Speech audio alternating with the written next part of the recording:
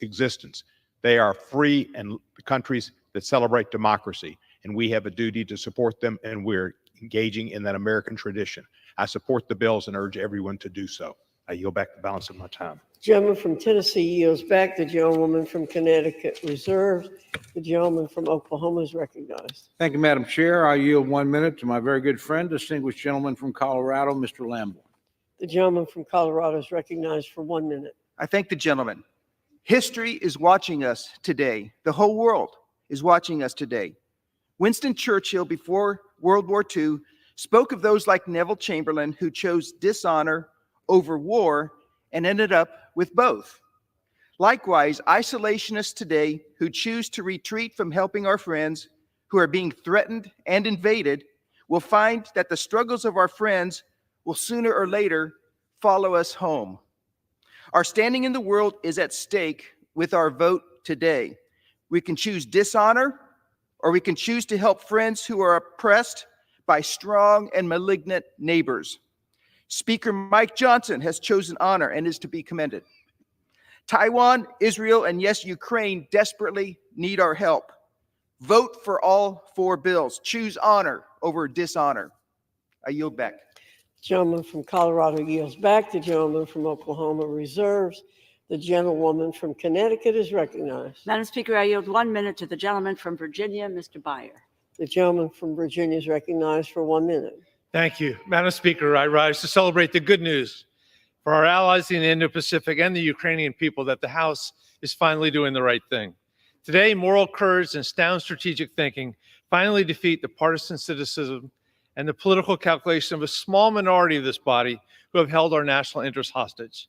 Some of my colleagues say America should reject our role as the world's dominant power, ignore our geopolitical foes as they move aggressively against our interests and menace our allies. They are wrong. While it is deeply unfortunate that it took this long for wiser voices to prevail, the House is stepping up today to proclaim the American strength and send bold support to Ukraine and the Indo-Pacific. The Ukrainian people did not choose this war, and Ukraine was invaded by a bloody tyrant who has designs to go far beyond Ukraine. If allowed to go expand unchecked, Russian and Chinese aggression will only make a deadly global confrontation more likely. This moment is long overdue, and we can only hope that this delay will not result in lasting damage to Ukraine's war efforts. But it's my deepest hope that this victory in Congress will help make possible Ukraine's ultimate victory on the battlefield. I yield back. The gentleman from Virginia's time has expired. The gentlewoman from Connecticut reserves. The gentleman from Oklahoma is recognized. Madam Speaker, may I inquire how much time remains for each side?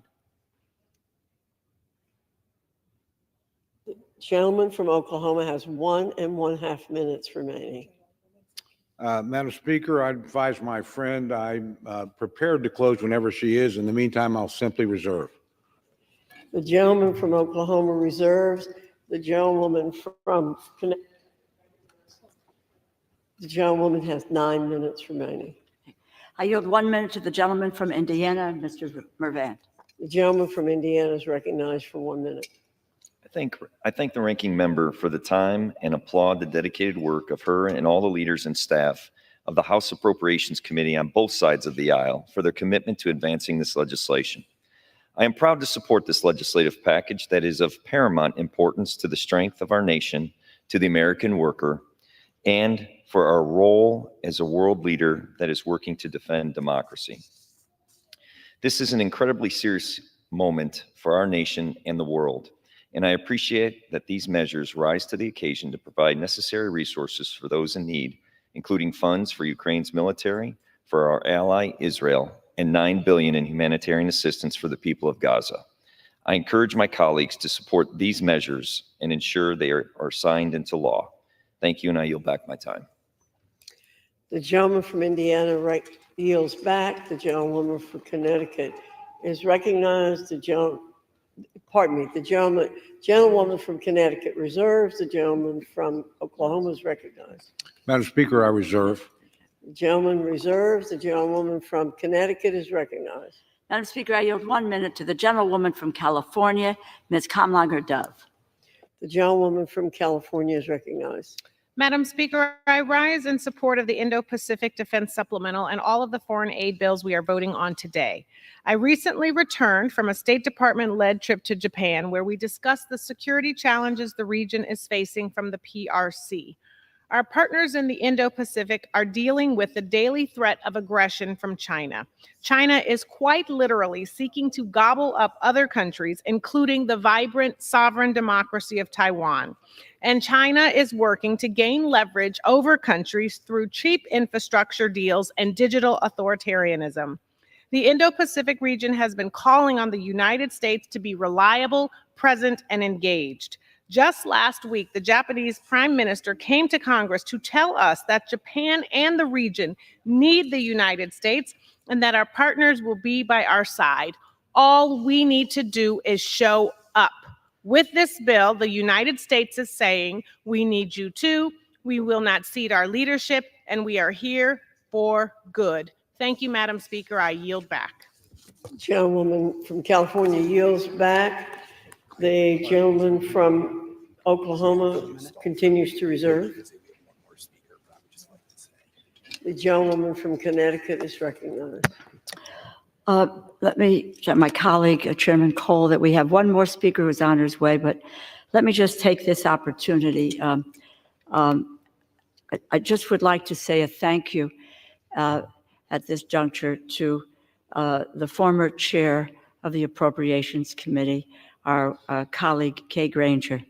It has really been my honor to serve with Congresswoman Granger, and she has been a pioneer in so many ways. I've said it to many folks, especially I say to the women who serve in this House. No one hands you anything here.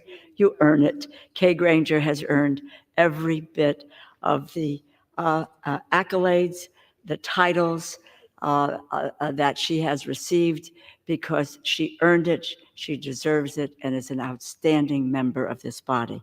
I would also like to say to you, Chairman Cole, it's an honor to serve with you, and I think it really is impressive that in this second week leading the committee, we are passing a long overdue supplemental to aid our allies. To your credit, I thank you very, very much. The gentlewoman from Connecticut reserves. The gentleman from Oklahoma reserves. The gentlewoman from Connecticut is recognized. I yield 3 minutes to the gentlewoman from Massachusetts, the distinguished Democratic whip and former member of the Appropriations Committee, Mrs. Clark. 3. The gentlewoman from Massachusetts is recognized for 2 minutes. 3 minutes. I thank the gentlelady for yielding. John Gardner said, "History never looks like history when you are living through it." But there is no doubt that today's votes in the House of Representatives will reverberate through history, will be felt for generations to come. We have learned that when figures like Vladimir Putin emerge, we will not find peace through appeasement. As caretakers of the world's most powerful republic, we cannot look away when the world looks to us to lead the defense of democracy. We cannot look away because tyranny is not just emanating from Moscow. The same extremism that has fueled the Russian attack on the Ukrainian people has found countenance here in the People's House. In voting yes today, we can rebuke all those who choose to side with the enemies of freedom. As we combat tyrants, we can also not turn away from the innocent victims of war and famine.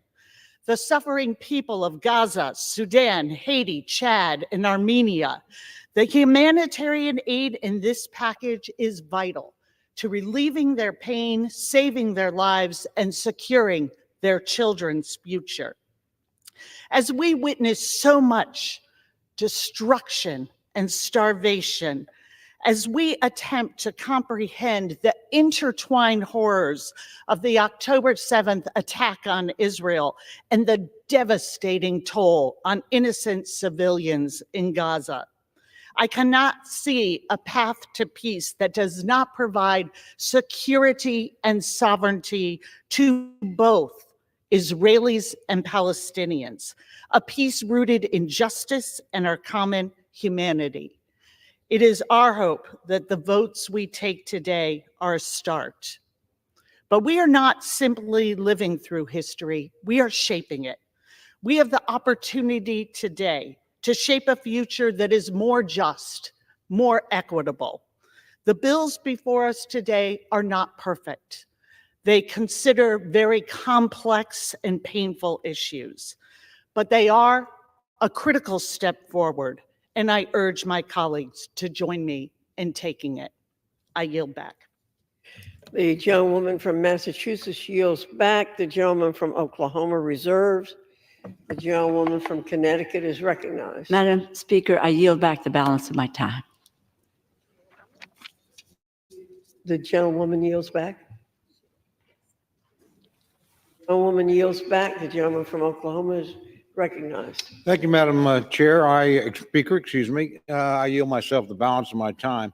I want to begin by thanking the Speaker and the Rules Committee, particularly my good friends, Chairman Burgess and Ranking Member McGovern, for structuring this debate so every member in this chamber would have an opportunity to express their opinion on every issue. This is really a very welcome gift. Being jammed, everybody can voice their own opinion. I want to thank. Hey everyone, how you doing? Can you hear me okay? This is Dave Bondi. I hope you can hear me. Can you hear me? Let me know in the comments below, everyone. If you're watching on Facebook, Twitter, YouTube, if you can hear me okay or not. Let me know if you can hear me. You're watching on the right side of your screen, Congress, 5 times 5, Dave. What does that mean? 25?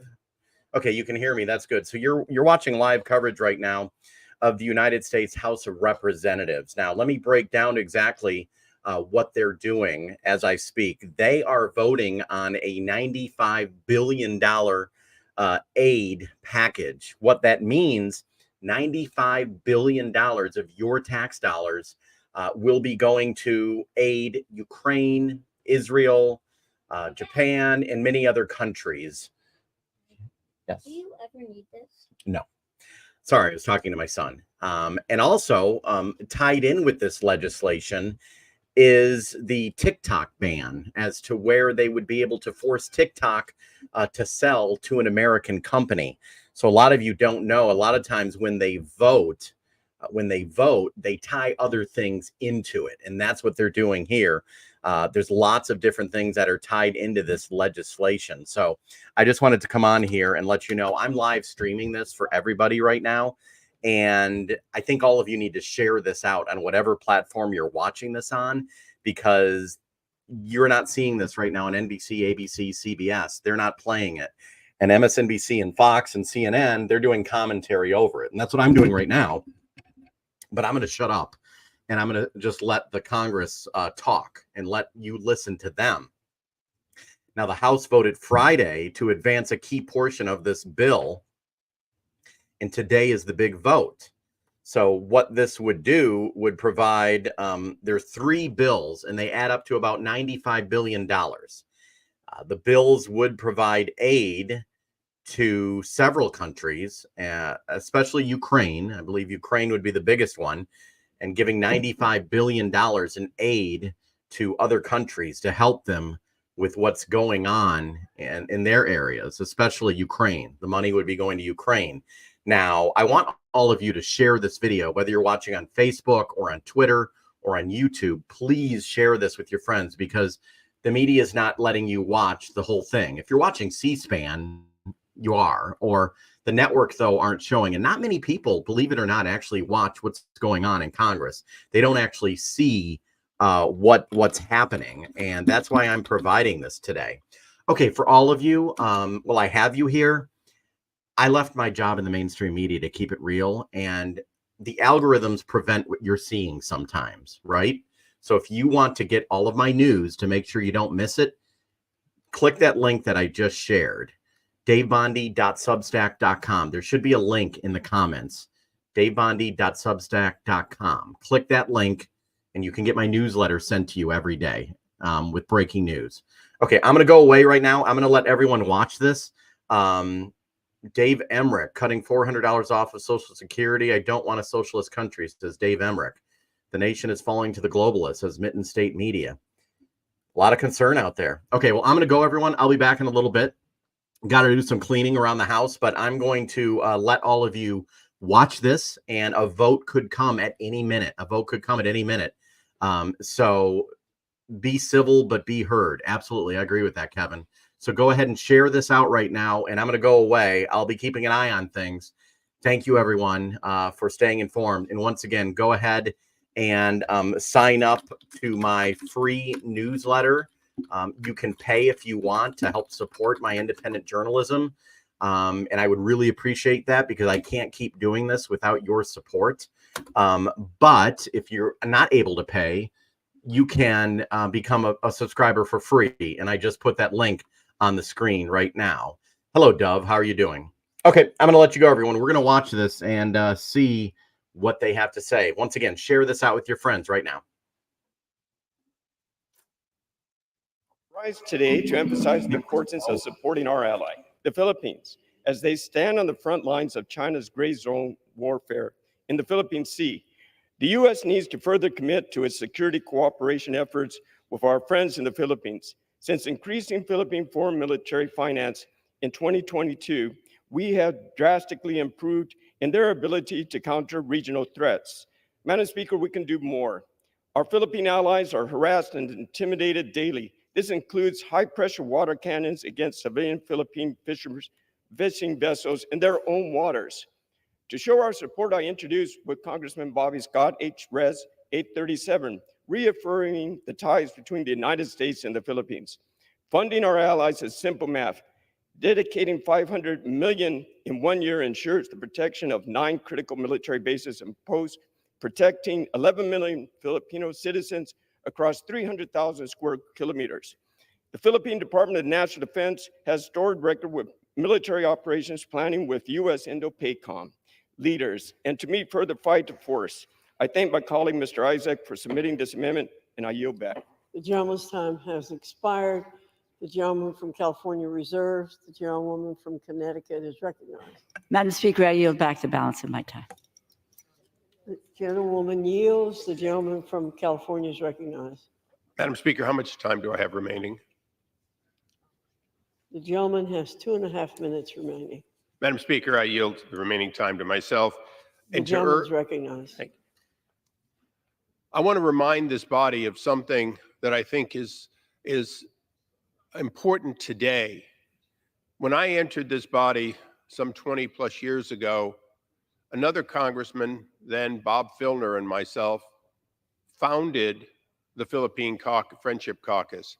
And we did so because there were many promises made all the way back in World War II that had been reneged on through what was known as the Rescission Act. Through education, the Congress wisely restored to those scouts, those individuals who fought and died next to us, or often were tortured when captured, while defending us and warning us from the Philippines when it was occupied.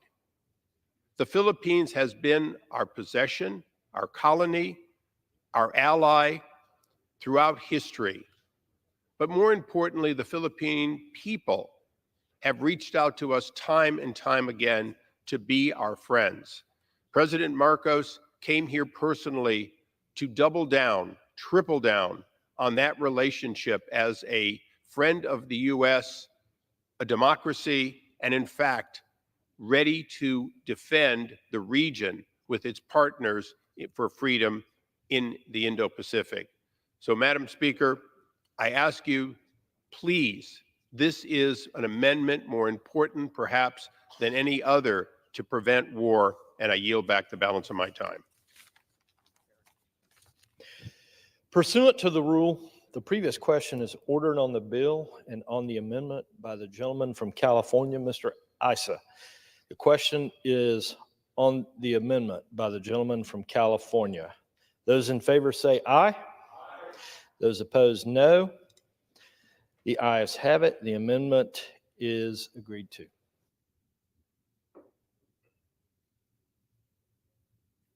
The question is on engrossment and the third reading of the bill. Those in favor say aye. Those opposed, no. The ayes have it. Third reading. Emergency supplemental appropriations for assistance for the Indo-Pacific region and for related expenses for the fiscal year ending September 30th, 2024, and for other purposes.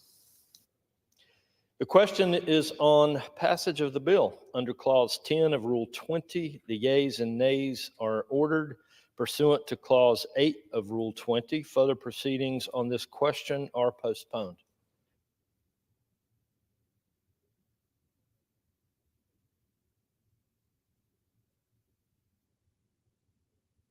For what purpose does this gentleman from Oklahoma? Mr. Speaker, I would request the yeas and nays.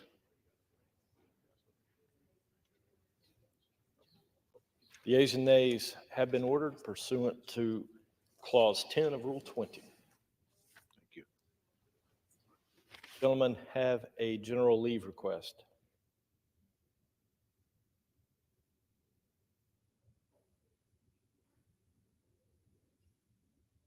For what purpose does the gentleman from Florida seek recognition? Mr. Speaker, I ask unanimous consent that all members have 5 legislative days to revise and extend their remarks and include extraneous materials on H.R. 8035. Without objection.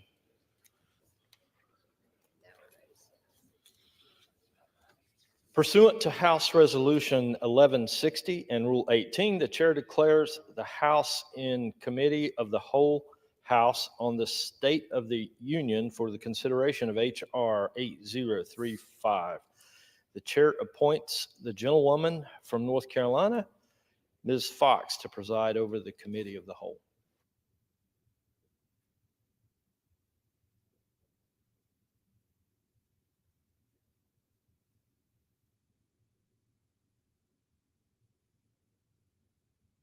Is in the Committee of the Whole House on the State of the Union for the consideration H.R. 8035, which the clerk will report by title. A bill making emergency supplemental appropriations to respond to the situation in Ukraine and for related expenses for the fiscal year ending September 30th, 2024, and for other purposes. Pursuant to the rule, the bill is considered read the first time. General debate shall be confined to the bill and shall not exceed 30 minutes, equally divided and controlled by the chair and ranking minority member of the Committee on Appropriations or their respective designees. The gentleman from Oklahoma, Mr. Cole, the gentlewoman from Connecticut, Ms. DeLauro, each will control. The gentleman from Florida, Mr. Diaz-Balart, and the gentleman from Connecticut, Ms. DeLauro, each will control 15 minutes. The chair recognizes the gentleman from Florida, Ms. Diaz-Balart. Thank you very much, Madam Chairwoman. I yield myself as much time as I may consume. The gentleman is recognized. Madam Chairwoman, I rise in support of H.R. 8035, the Ukraine Security Supplemental Appropriations Act, as well as the other 2 national security supplemental bills and the 4th bill that is full of strong conservative policy priorities. As we stand here today, a strategic military troika of evil sits over the horizon, marching towards the destruction of the values that we and our democratic allies hold so dear.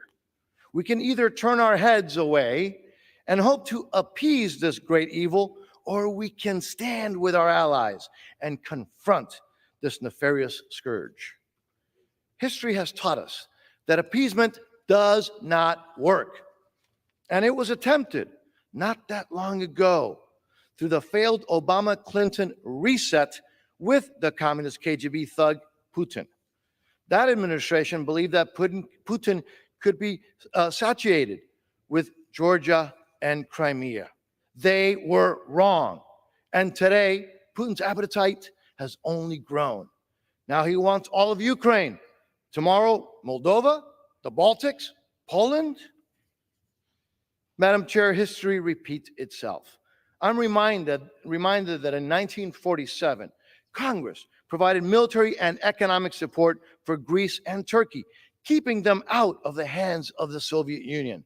And today, this Congress has the chance to do the same by supporting these bills that confront the Troika and fully fund our security commitments to support Israel, Taiwan, and Ukraine, which are confronting existential challenges to their very existence.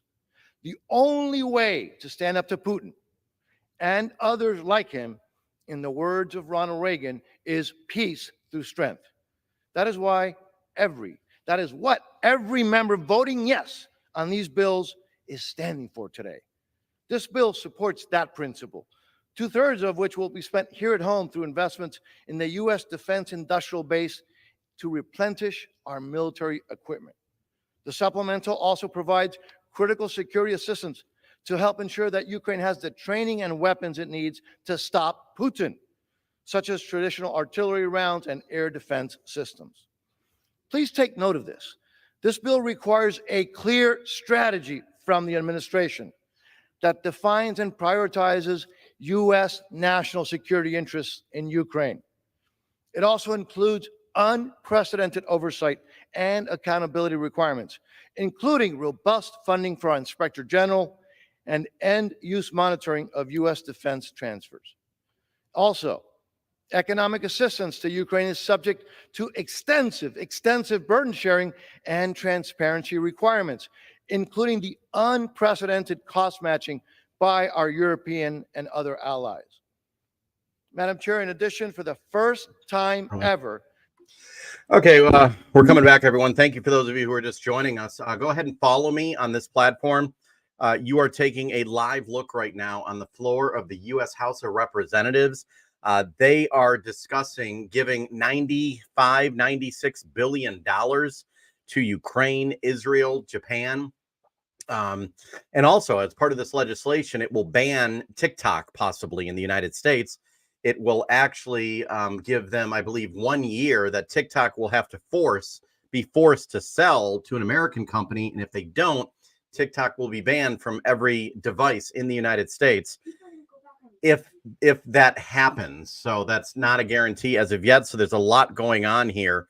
Let me know what you think in the comments below, and make sure you are sharing this video because a vote could happen at any moment. And I think everyone needs to know what's going on in Congress. And this is a live look now right on the floor. So go ahead and share this video out, everybody. Whether you're watching on Facebook, Twitter, YouTube, wherever you're watching right now, share this video. Let me know what you're thinking in the comments below. Okay, let's go back to the live coverage. Very well that Russia's invasion is not only a threat to Ukraine's physical security, but also a threat to the very core of Ukrainian and global democracy. Putin is betting that he cannot last the will and the determination of Ukraine, the United States, and other Western allies. Some in this body seem inclined to prove him right. We must prove him definitively wrong. It is completely misguided. It's an affront to our nation's history and our heritage to suggest that we would be putting America first by retreating from the world stage. We put America first by demonstrating the power of American leadership, that we have the strength and the resolve and the heart to fight for the most vulnerable people, protect their freedom, and preserve their dignity. This bill will provide $14 billion for the training, equipment, weapons, logistics support, intelligence, and other supplies and resources to support Ukraine's military. It will provide nearly the same amount for us, the United States, to replenish our own equipment stocks.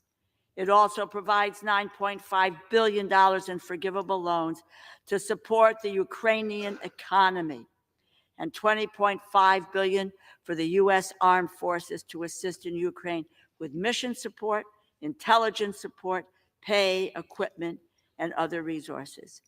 If Ukraine does not receive this support, which it requires and needs to defeat Russia's outrageous assault on its sovereign territory, the legacy of this Congress will be the appeasement of a dictator, destruction of an allied nation, and a fractured Europe. Gone will be the post-war order that has kept Europe free and prosperous. Gone will be our credibility in the eyes of our allies and our adversaries. And gone will be the America that promised to stand up for freedom, democracy, and human rights wherever they are threatened or wherever they are under attack. Our allies are facing existential threats, and our friends and foes around the world are watching, waiting to see how America will respond. Vladimir Putin is watching. Our allies in NATO and across Europe are watching. What course will America take? We must stop Putin in his tracks right now. The world must see our resolve. We need to support Ukraine. I reserve the balance of my time. Gentlewoman from Connecticut reserves. The gentleman from Florida is recognized. Thank you. I would now like to yield 1 minute to the gentleman from Ohio, the chairman of the Permanent Select Intelligence Committee, Mr. Turner, again for 1 minute. The gentleman from Ohio is recognized for 1 minute. Thank you, Madam Chair. I want to begin by thanking the Speaker for bringing this bill to the floor for the importance, of serving our national security. This bill will have overwhelming support on this House floor today. When people ask why we should support Ukraine, I like to remind them of President Xi of China's trip to Russia last year. When President Xi stood next to Vladimir Putin, he had an open mic and he said, "Change is coming that hasn't happened in 100 years. And we are driving this change together." The we is Vladimir Putin and President Xi, and the 100 years, we know what that is. That's World War I and World War II. They themselves stood together and articulated that this is a battle between authoritarianism and democracy, and we must stand for democracy and against authoritarianism. Also, according to the Kiel Institute for the World Economy, our European allies have committed to giving more than $60 billion in military aid since Russia's unjustified invasion, while the U.S. has given roughly $42 billion. We are less than half. I'd ask unanimous consent that the Kiel Institute report be entered into the record. Without objection, the gentleman's time has expired. The gentleman from Florida reserves. The gentlewoman from Connecticut is recognized. Madam Chair, I yield 1 minute to the gentlewoman from California, the distinguished Speaker Emerita, Ms. Pelosi. The gentlewoman from California is recognized for 1 minute. Thank you, Madam Speaker. I thank the gentlelady for the distinguished ranking member of Appropriations Committee for yielding, but also for her leadership in bringing this to the floor. I join Mr. Turner and others in saluting the Speaker, as well as our leader, Mr. Jeffries, for making this important legislation possible. I associate myself with everything that's been said already about Ukraine, but I want to just focus on one particular area. 2 years ago and almost 2 weeks ago, I led the first high-level delegation to Kyiv, and we saw firsthand the courage of the people, the danger of the Russians. But let me just tell you what is heartbreaking about it. Vladimir Putin has instructed his troops to use rape, kidnapping, and murder in front of family members as a weapon of war to demoralize the people of Ukraine. I hope that our colleagues will choose democracy and decency rather than autocracy and evil, because I fear that if you choose the Putin route, you will have blood on your hands. Blood of the children, blood of their mothers, raped in front of their parents, raped in front of their children. I urge an aye vote on this and all the other bills before us today. Thank you, Madam Speaker. The gentlewoman's time has expired. The gentlewoman from Connecticut reserves. The gentleman from Florida is recognized. Madam Chairwoman, thank you. I yield the gentleman from North Carolina, who is a member of the Appropriations Committee, Mr. Edwards. I yield for 1 minute. Gentleman from North Carolina is recognized for 1 minute. Ronald Reagan said, democracy is worth dying for because it's the most deeply honorable form of government ever devised by man. Madam Chair, that is but one of the reasons I rise today in support of H.R. 8035. At this moment, the world is looking to America for leadership and asking, do we still stand behind our belief in democracy, and are we the world power that we acclaim? At this moment, we have the opportunity to stand for democracy and for world order with no drop of blood shed by American troops. Without our help, a democracy is certain to fall to a murderous Marxist socialist dictator. I recently toured Ukraine.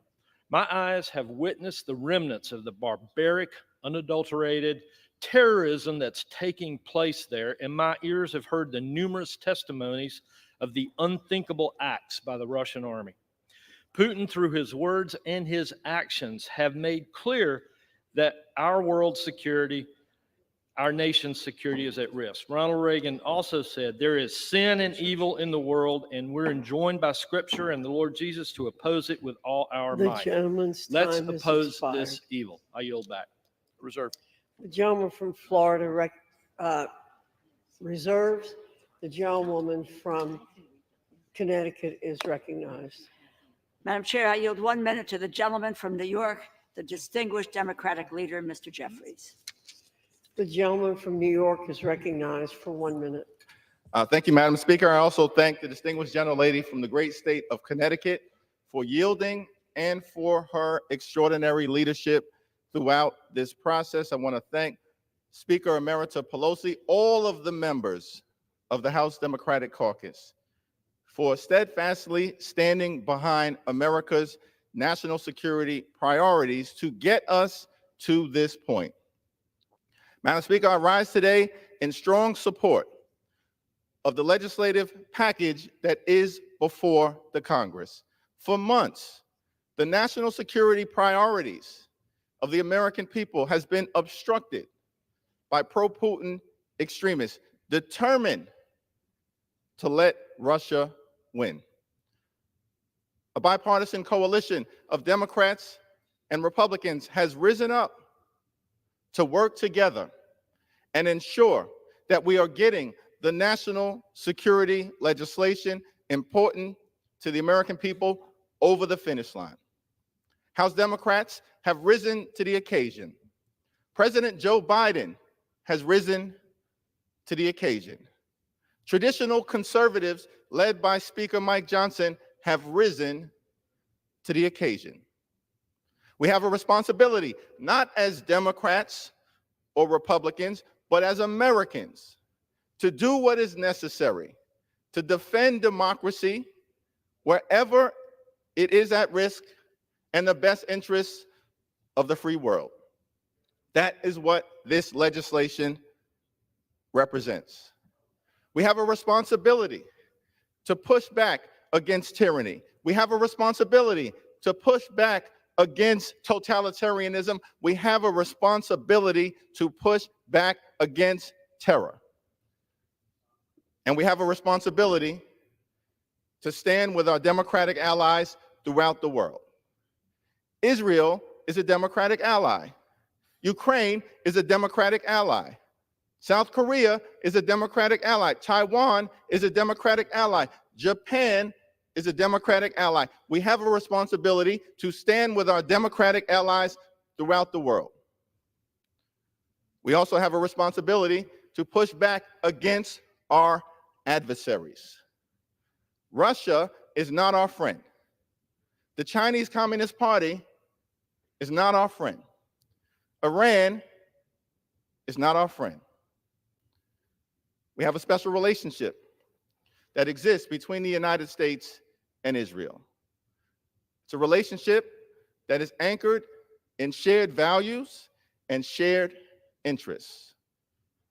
Our commitment to Israel's security is ironclad. Israel has a right to exist as a Jewish and democratic state and safe haven for the Jewish people who have faced centuries of persecution throughout the years.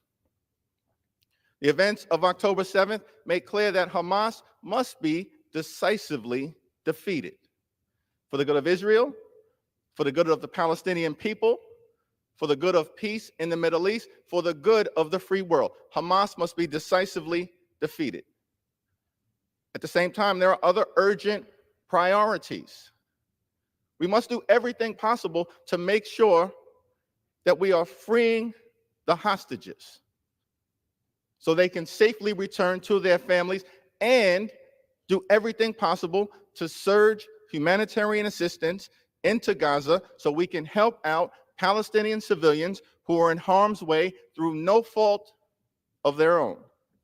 We must surge in food, surge in medicine, surge in humanitarian assistance. That is what this package will help accomplish, with more than $9 billion in humanitarian assistance. The events of October 7th and the suffering of Palestinian civilians in the theater of war are heartbreaking. Any person of goodwill should come to the conclusion that we have to find a way to achieve a just and lasting peace between Israel and the Palestinian people. And the only way for that to happen is for us to truly commit to a two-state solution when the moment presents itself, with a safe and secure Israel living side by side in peace and prosperity, with a demilitarized Palestinian state that provides dignity and self-determination for the Palestinian people. Let us recommit to accomplishing that objective. The humanitarian assistance in this legislative package will also allow the United States to be there to support people who are suffering all across the world, including millions in Haiti and millions in the Sudan, dealing with famine and starvation in a war-torn environment. This legislation, of course, will allow us to stand with our allies in the Indo-Pacific in the face of continued aggression from the Chinese Communist Party, to make sure that freedom and democracy and these values all across the world will continue to be triumphant.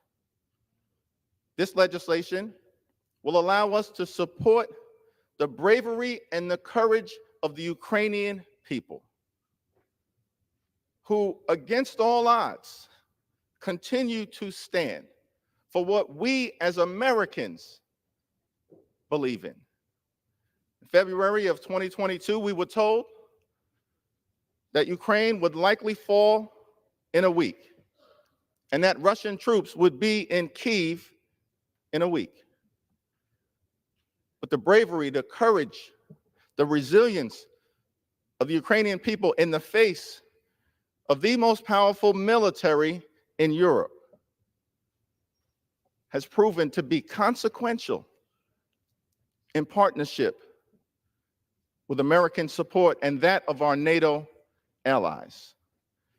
But the Ukrainian people have taught us something, that in the face of an incredible military apparatus that they were confronting against all odds, that when a people believe in freedom or liberty or democracy, that can overcome even the mightiest of militaries.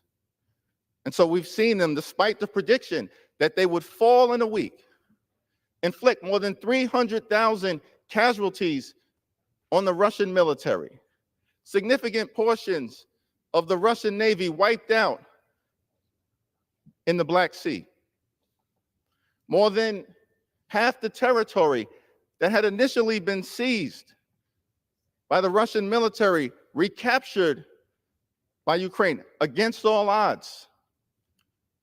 But the pro-Putin obstruction that has stopped this national security legislation from advancing to the floor until this point risks all of the progress that has been made, which is why it's so essential for us to do what is necessary to stand with the Ukrainian people.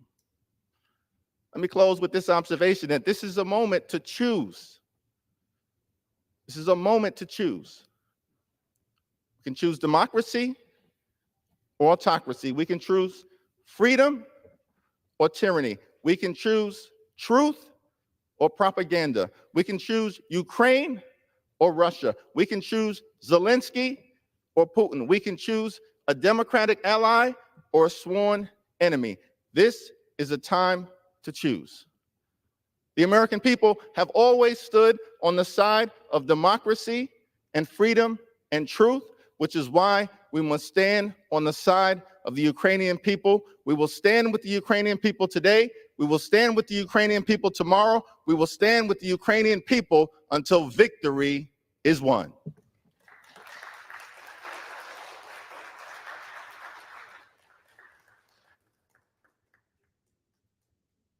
The chair will remind all persons in the gallery that they are here as guests of the House and that any manifestation of approval or disapproval of proceedings is in violation of the rules of the House. Gentleman from Florida is recognized. I'd like to yield 1 minute for the gentleman from Florida, Mr. Waltz. Mr. Speaker, my colleagues and I have led the charge on stopping Putin in the face of Biden's too little, too late strategy. But before we go any further, we have asked for 4 simple things: a strategy to get us out of this stalemate, protect the U.S. border as a first principle, real burden sharings with the European, and a smart energy policy. We've got none of that, Mr. Speaker, yet 2.5 years into this war, we still don't know what success looks like. Is it Crimea? Is it all of the Donbass? Is it hold what you got?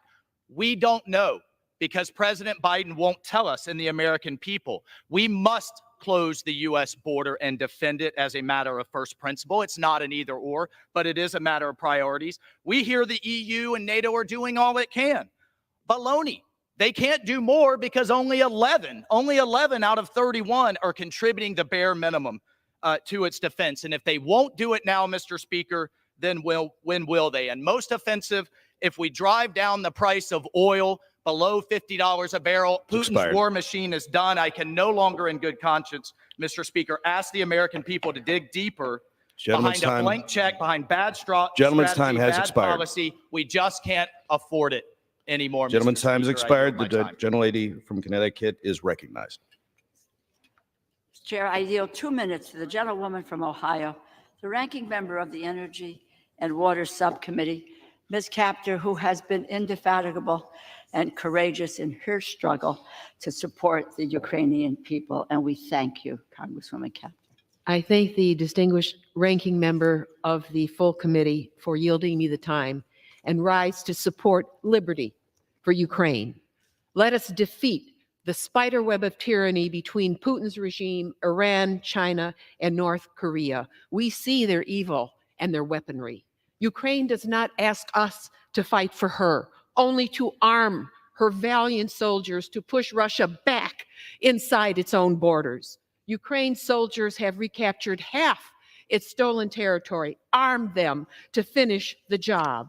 For those who may naively think America can sit on the sidelines and seek isolation, please know this old adage: if you take no interest in foreign affairs will find you.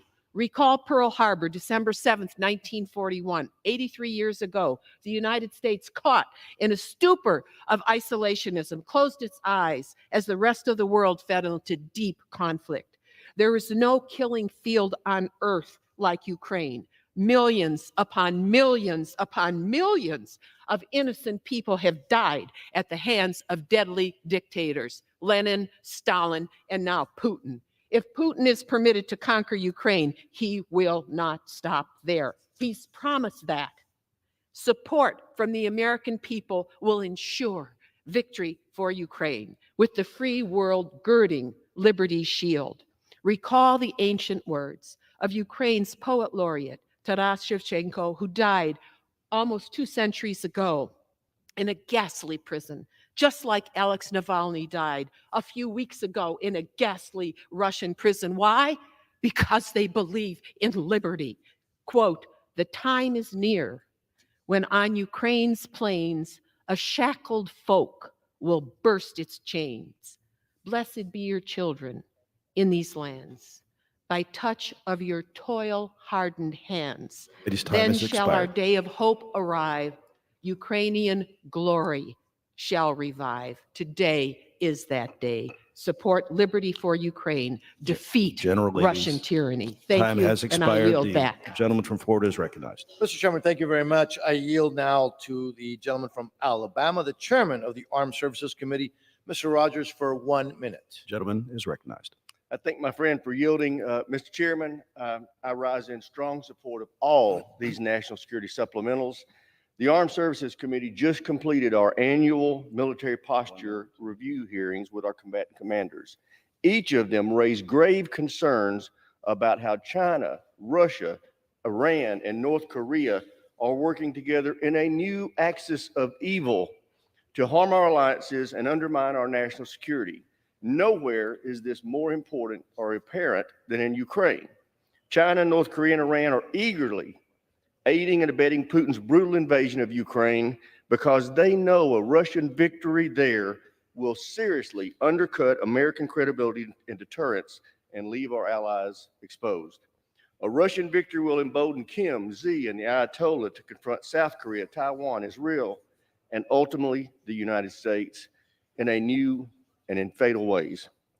And I fear Putin will use victory in Ukraine as a springboard to invade Eastern Europe. We can't let that happen. We must restore American deterrence. That starts by passing these national security supplementals. With that, gentleman from Florida reserves. The gentlelady from Connecticut is recognized. Mr. Chair, I yield 2 minutes to the gentlewoman from California, the ranking member of the State and Foreign Operations Subcommittee, Ms. Lee. Gentlewoman is recognized for 2 minutes. Thank you very much. I want to thank the distinguished ranking member for yielding and also for her tremendous leadership on global peace and security issues in this House. Thank you.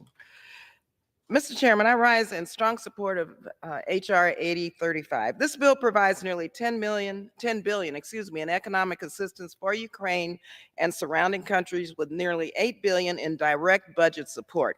Now, when I visited Ukraine in 2019, I immediately recognized the love of the Ukrainian people for their country and for their democracy.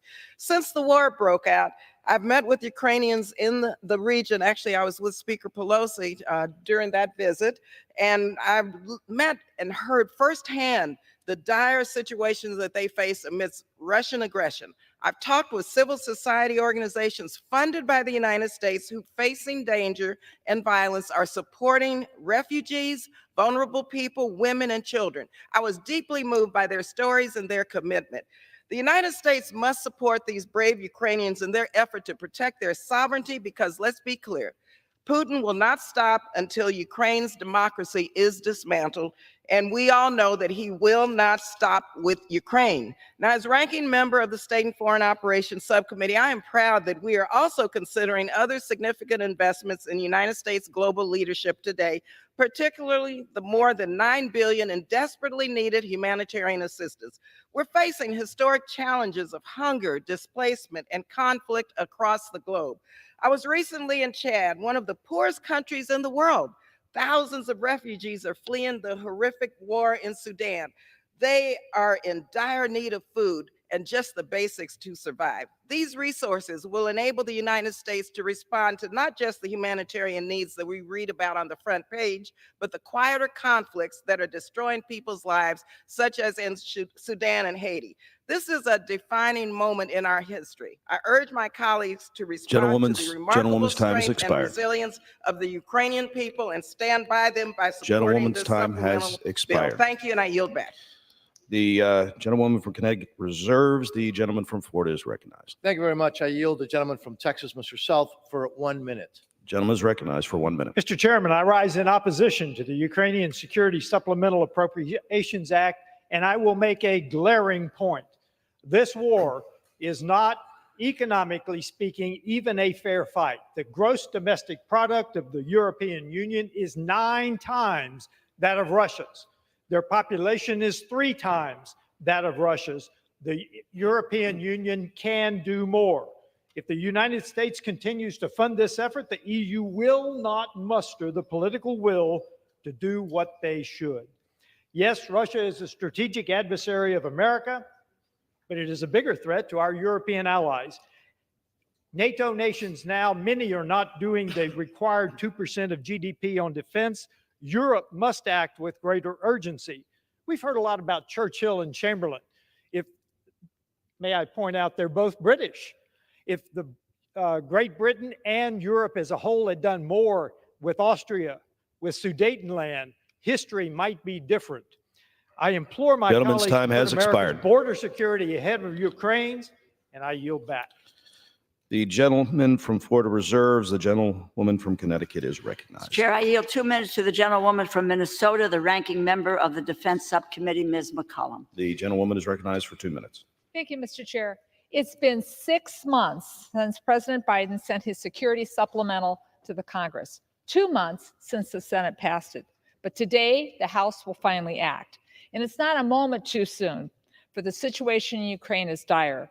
Vladimir Putin has failed to release thousands of Ukrainian children who have been kidnapped and continues to murder Ukrainian citizens on a daily basis. The Ukrainian military faces a severe shortage of ammunition to protect their citizens and their sovereignty. And why? Because for months, this House has remained silent. But today, that changes. Today, we will pass this legislation. We will provide security and economic assistance to Ukraine. We will replenish depleted stocks of U.S. equipment here at home. And we will join and show the Baltic nations, Romania and Poland, that we stand with them, along with our European and NATO allies. Together, we will support the Ukrainian people in their fight for freedom. We will make it clear to authoritarian nations that America will always stand up for democracy here at home and around the world. I urge my colleagues to support these bills, and I yield back, Mr. Speaker. Gentleman reserves. The gentleman from Florida is recognized. Mr. Chairman, I yield to the gentleman from Nebraska, Mr. Flood, 1 minute. Gentleman is recognized for 1 minute. Mr. Speaker, I rise today in support of the supplemental for Ukraine. Less than 100 years ago, Joseph Stalin committed one of the largest genocides in history when he starved millions of Ukrainians to death. Today, Putin's Russia is once again stopping at nothing. They have used Ukrainian civilians as human shields. They've committed horrible acts of sexual violence, and they have abducted tens of thousands of Ukrainian children. The history of atrocities committed by tyrants against Ukraine is a stark reminder of the moral duty we have as Americans to stand with our friends and allies against tyranny and opposition. For those in our country who don't think what's happening in Ukraine has anything to do with us, Putin doesn't just want parts of Ukraine. He wants to end the post-World War II order that has underpinned freedom and economic prosperity in Europe, the United States, and beyond. This package is critical, not just for Ukraine, but for the entire free world, so that we can beat back the reincarnation of what President Reagan called the evil empire. I urge my colleagues to join me in supporting it. Thank you, and I yield back. Gentleman from Florida reserves. The gentlewoman from Connecticut is recognized. Chairman, I yield 2 minutes to the gentleman from Illinois, the ranking member of the Transportation, Housing, and Urban Development Subcommittee, co-chair of the Ukrainian Caucus, Mr. Quigley. The gentleman is recognized for 2 minutes. Thank you, Mr. Speaker. Just back from a third trip to Ukraine during the war, and yes, we saw evidence of these Putin war crimes, the mass graves, evidence of torture, religious persecution, kidnapping of children. It reminds us that throughout our history, in moments like this, our country has been called to act, and it did. Called to stand up in the fight for freedom and in the face of tyranny, and to be the arsenal of democracy. But in recent months, we have not met this challenge. It's been said it's never too late to do the right thing. Well, we're coming really close, as we've been handcuffed by extremists and appeasers. Now the pipeline to Ukraine is almost empty. Should we now fail to send additional aid, Ukraine will lose this war, and in Putin's eyes, it will be just the beginning of his efforts to reconstitute the Soviet Union. Inaction risks not just the fate of democracy, but the possibility of drawing our own country directly into war. So today, it's particularly important that we heed the voices from the past, from President Ronald Reagan, as he espoused the Reagan Doctrine, that we will always defend our friends and allies against Soviet aggression. From President Kennedy saying, we shall pay any price, bear any burden, meet any hardship, support any friend, oppose any foe, to assure the survival and success of liberty. And finally, in his last inaugural, FDR, who reminded us, we have learned that we cannot live alone at peace, that our well-being is dependent on the well-being of other nations far away. We can and must act. Thank you, and I yield back. Gentlewoman from Connecticut reserves. The gentleman from Florida is recognized. Mr. Chairman, I would now like to yield 1 minute to the gentleman from Florida, Chief Jimenez. The gentleman from Florida is recognized for 1 minute. Thank you, Mr. Speaker. I rise today in support of the supplemental for Ukraine. For the past 2 years, Ukraine has valiantly fought against the barbaric and unjustified invasion by Vladimir Putin and Russia. We have now reached an inflection point. Ukraine is running out of time, bullets, and arms necessary to defeat Russia. This supplemental will allow Ukraine to counter Russia with new and more advanced aid. It will also help by replenishing U.S. weapons, stocks, and facilities. America is seen as the beacon of hope across the globe, and our enemies are watching our actions closely today. As the Chinese Communist Party, Iran, North Korea, and even Cuba all line up behind Putin, it is time to do the same for our friends and allies. When I was 6 years old, my family fled my native homeland of Cuba. I personally know the evils of communism. The freedoms of this country are what brought my family here. They are worth fighting for. The Ukrainian people are only asking for help in fighting for that same freedom. And what is the cost of freedom? Is there a cost for freedom? Can you put a price tag on it? Today is a chance to bolster our international reputation as a faithful ally and to prove that we will not falter under pressure. This is an opportunity to help our allies and discourage our adversaries. I urge support and yield back. Gentleman, time's had expired. Gentleman from Florida reserves. The gentlelady from Connecticut is recognized. Mr. Chairman, I am prepared to close and I reserve my time. Gentlewoman reserves. Gentleman from Florida is recognized. I also will reserve at this time. Gentleman reserves. If I may, Gentlewoman from Connecticut is recognized. I am ready to close, Mr. Chairman, if the gentlewoman as well. Gentlelady from Connecticut recognized.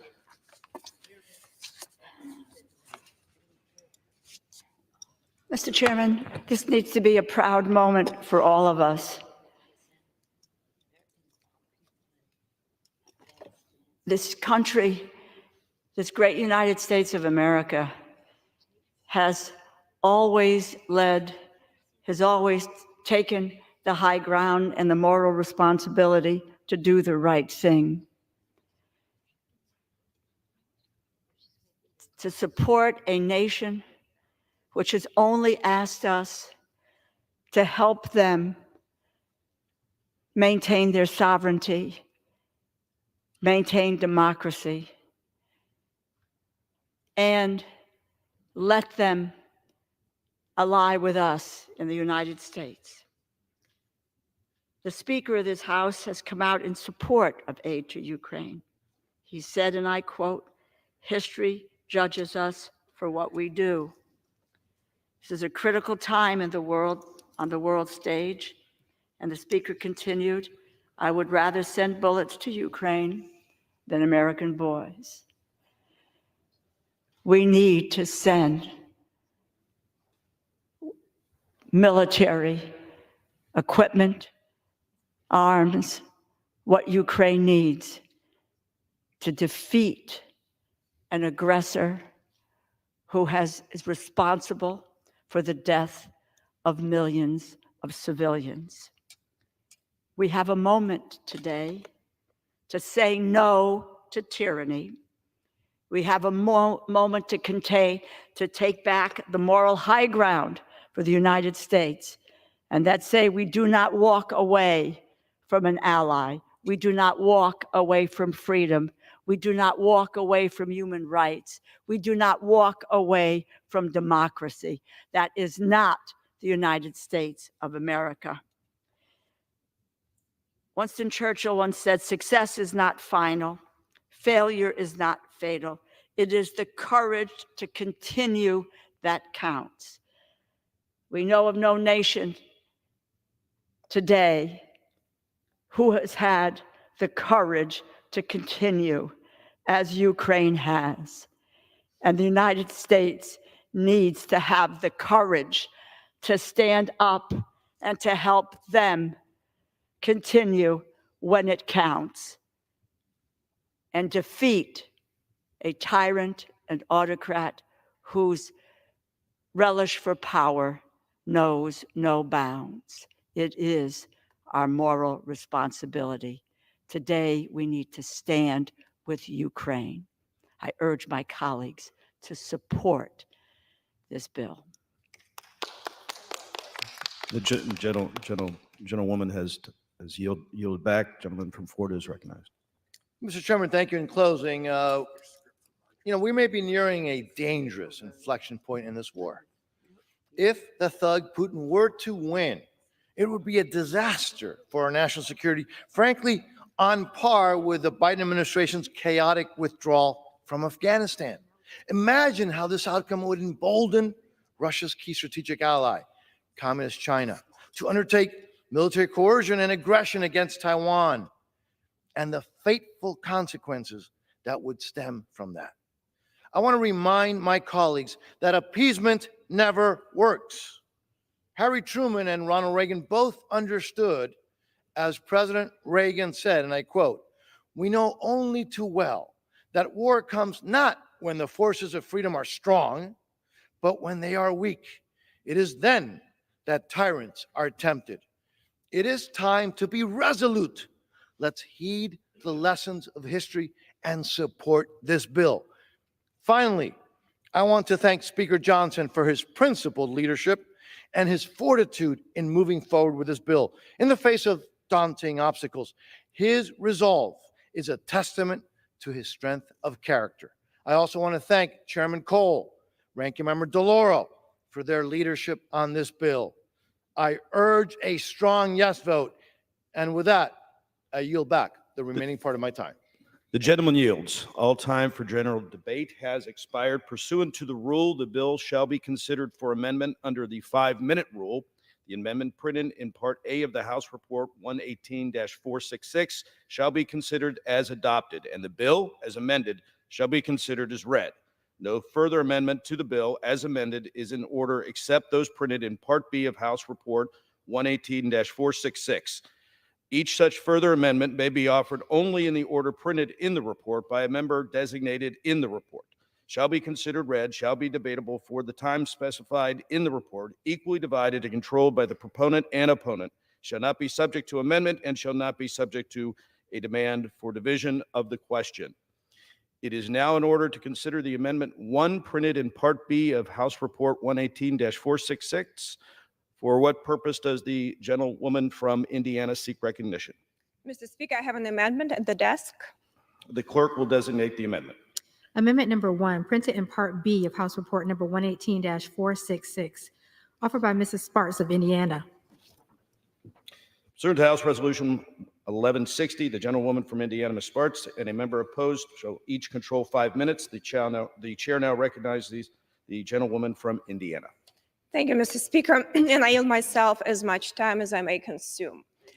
I have held a very principled position on Ukraine, and unfortunately, this position is not very shared with a lot of people in Congress. It's unfortunately, we have the false choice of either saying that Ukraine doesn't matter to America, or support Ukraine with no question asked, with blank checks.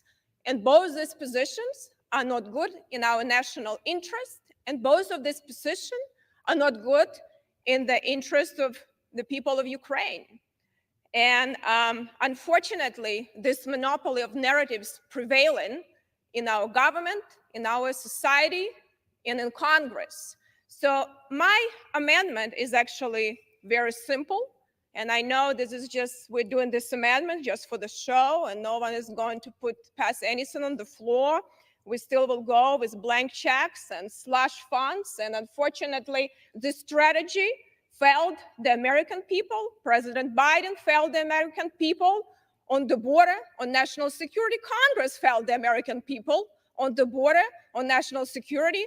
President Biden and President Zelensky failed the Ukrainian people. They were not ready before the war started. They didn't have good strategy when the war started, slow walked the aid, and really didn't fight and deter Putin to go further. And now we have a very significant war in Europe. And I said, unfortunately, this supplemental doesn't just have a lethal aid. It's had other parts, and they will go further, and unfortunately, no one is going to be taking our amendments. So because we have presentations and circuses, but decisions already made.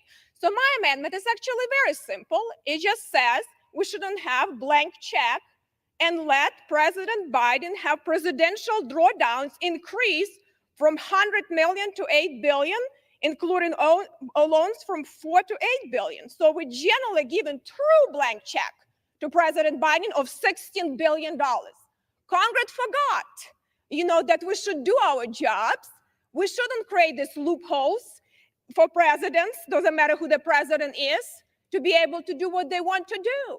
This is our job to oversee these funds. So very simple amendment. This emergency that we created now go to the point where giving billions of dollars Congress and not doing its job.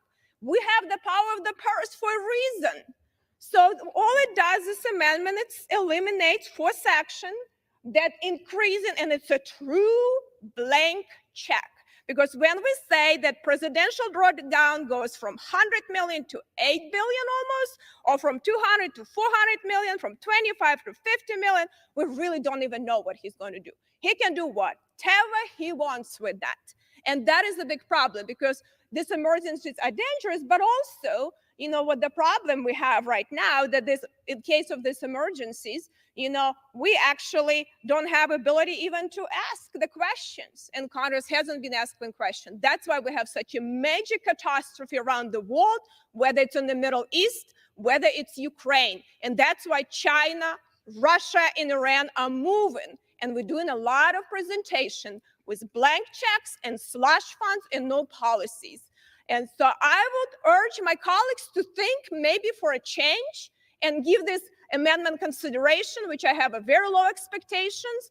And I also would consider, as I said, to supporting lethal aid with border security. But unfortunately, that didn't happen. And it's sad for me to see that we still don't take this war as serious as we should be, because generally only 13.7 billion actually go to security assistance directly to Ukraine. From this 60 billion plus another 8 billion slush fund. So we're talking almost $70 billion plus another 8 billion of loans, whoever they go to. So we're talking about almost 80. So I have a problem with that, and I reserve. Woman reserves. For what purpose does the gentlewoman from Connecticut? Mr. Chair, I claim time in opposition to this amendment. The gentlewoman is recognized for 5 minutes. This war is an existential conflict for Ukraine. As important, it is a test for the United States and the United States leadership. One of the best tools we have to get the Ukrainians what they need is presidential drawdown authority. This allows the United States to send equipment from our stocks to the front line in a matter of days. There isn't time to delay. This amendment would cut that authority from $7.8 billion to $100 million. It ties our hands, and yes, it hamstrings the Ukrainian military to do the job that they need to do to defeat Putin.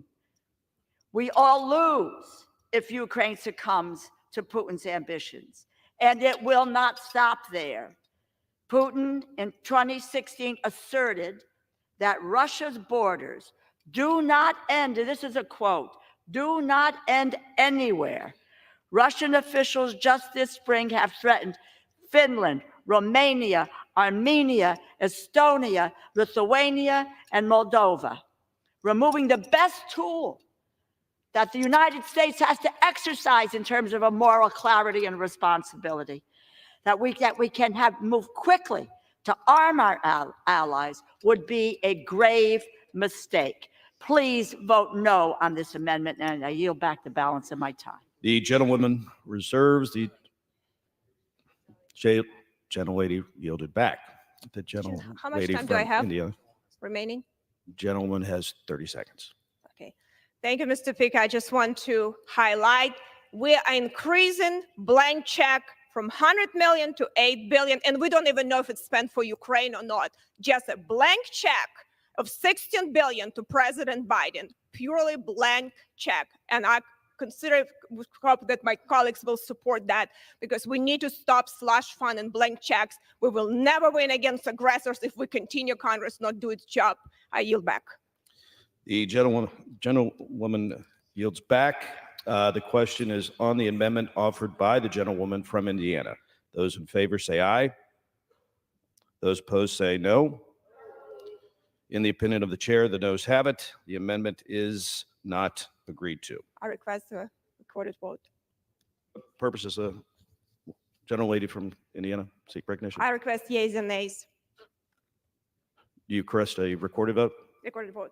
Okay, so pursuant to Clause 6 of Rule 18, further proceedings on the amendment offered by the gentlewoman from Indiana will be postponed.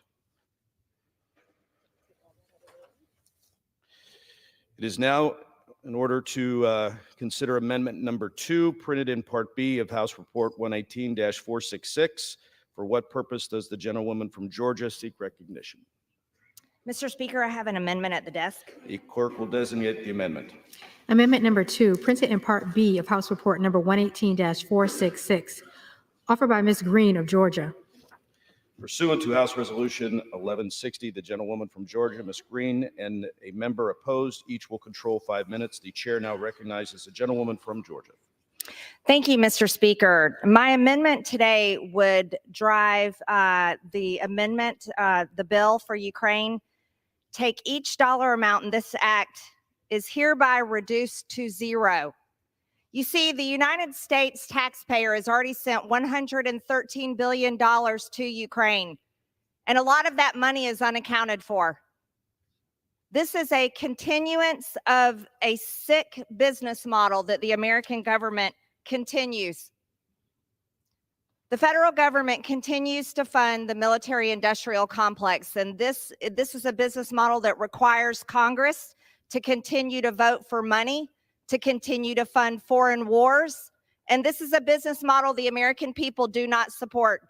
They don't support a business model built on blood and murder and war in foreign countries, while this very government does nothing to secure our border. The American people are over $34 trillion in debt, and the debt is rising by over $40 billion every single night while we all sleep. But yet nothing is done to secure our border or reduce our debt. Inflation has driven out of control. Americans are suffering every single day. They can hardly afford their grocery bills. They can hardly afford gas in their car. They can hardly afford rent. And now mortgage payments are well over $3,000, where they were only just over $1,700 3 years ago.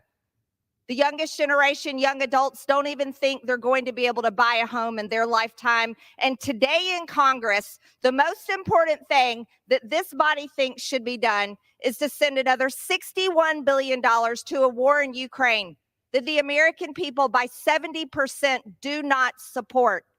Mind you, this comes on the very heels of Monday being April 15th, tax day, where every single American had to scrounge up their money and send their dollars in to the IRS. Or some of them had to file extensions because they weren't ready and didn't have the money to pay their taxes. But today, this body says the most important thing we can do, no, is not reduce spending. That's not it. Not to do anything to drive down inflation. Oh, no, we can't do that for the American people. It's not to secure our own border that is invaded every single day by people from over 160 different countries. No, don't secure the American border.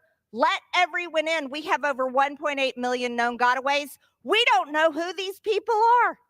And yet you have members of this body talking big and tough about, oh, we have to defeat Russia. Oh, we have to protect Ukraine. But yet all of you are unwilling to protect the American citizens that pay your paycheck, pay the light bills in this building, and pay for this entire federal government. For what? For nothing. Ukraine is not even a member of NATO.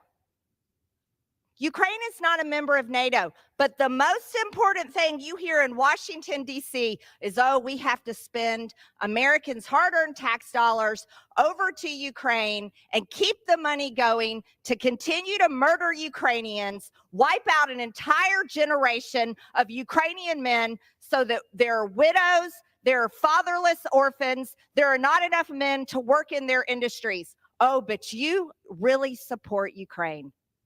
Wow, what kind of support is that? It's repulsive. You know, shame on the American government. Shame on the American government. If we support our military, support our military. We should be funding to build up our weapons and ammunition, not to send it over to foreign countries to kill foreign peoples. And if this body was worth what it claims to be, what it is, every single one of us would be demanding peace in Ukraine between these countries, peace for these people so that no more of them have to die. But you never hear anybody demanding peace. No, no, no, no. Peace is the last thing Washington wants because it doesn't fit the business model. This is a business model that they say continues our economy, protects American jobs. What a disgusting business model. We should have a business model that builds up our American companies and American jobs to serve American interests, and our military and our government should care about protecting the national security of the United States of America and the Americans that pay their hard-earned tax dollars to fund all of this. America last. America last. That's all this is. Every single day, America last. Gentlewoman's time has expired. I yield. Gentlewoman yields. For what purpose does the gentlewoman from Connecticut seek recognition? Mr. Chair, I rise in opposition to this amendment, strong opposition to this amendment, which would eviscerate Gentlewoman is recognized the for bill. 5 minutes. Thank you.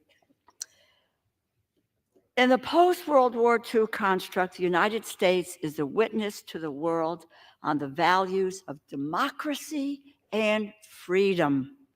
These values have provided the United States of America with strong allies across the globe.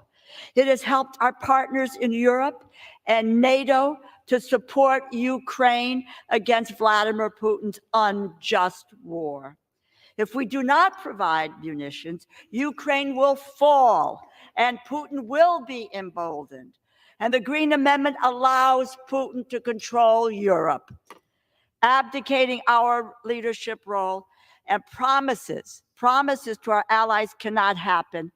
We must support Ukraine's defense. The world prior to World War II was unstable, with authoritarian fascist leaders seeking power, and voting no on this amendment will ensure that history does not, in fact, repeat itself. I urge all of you to vote no. I reserve the balance of my time. Gentlelady has the only time.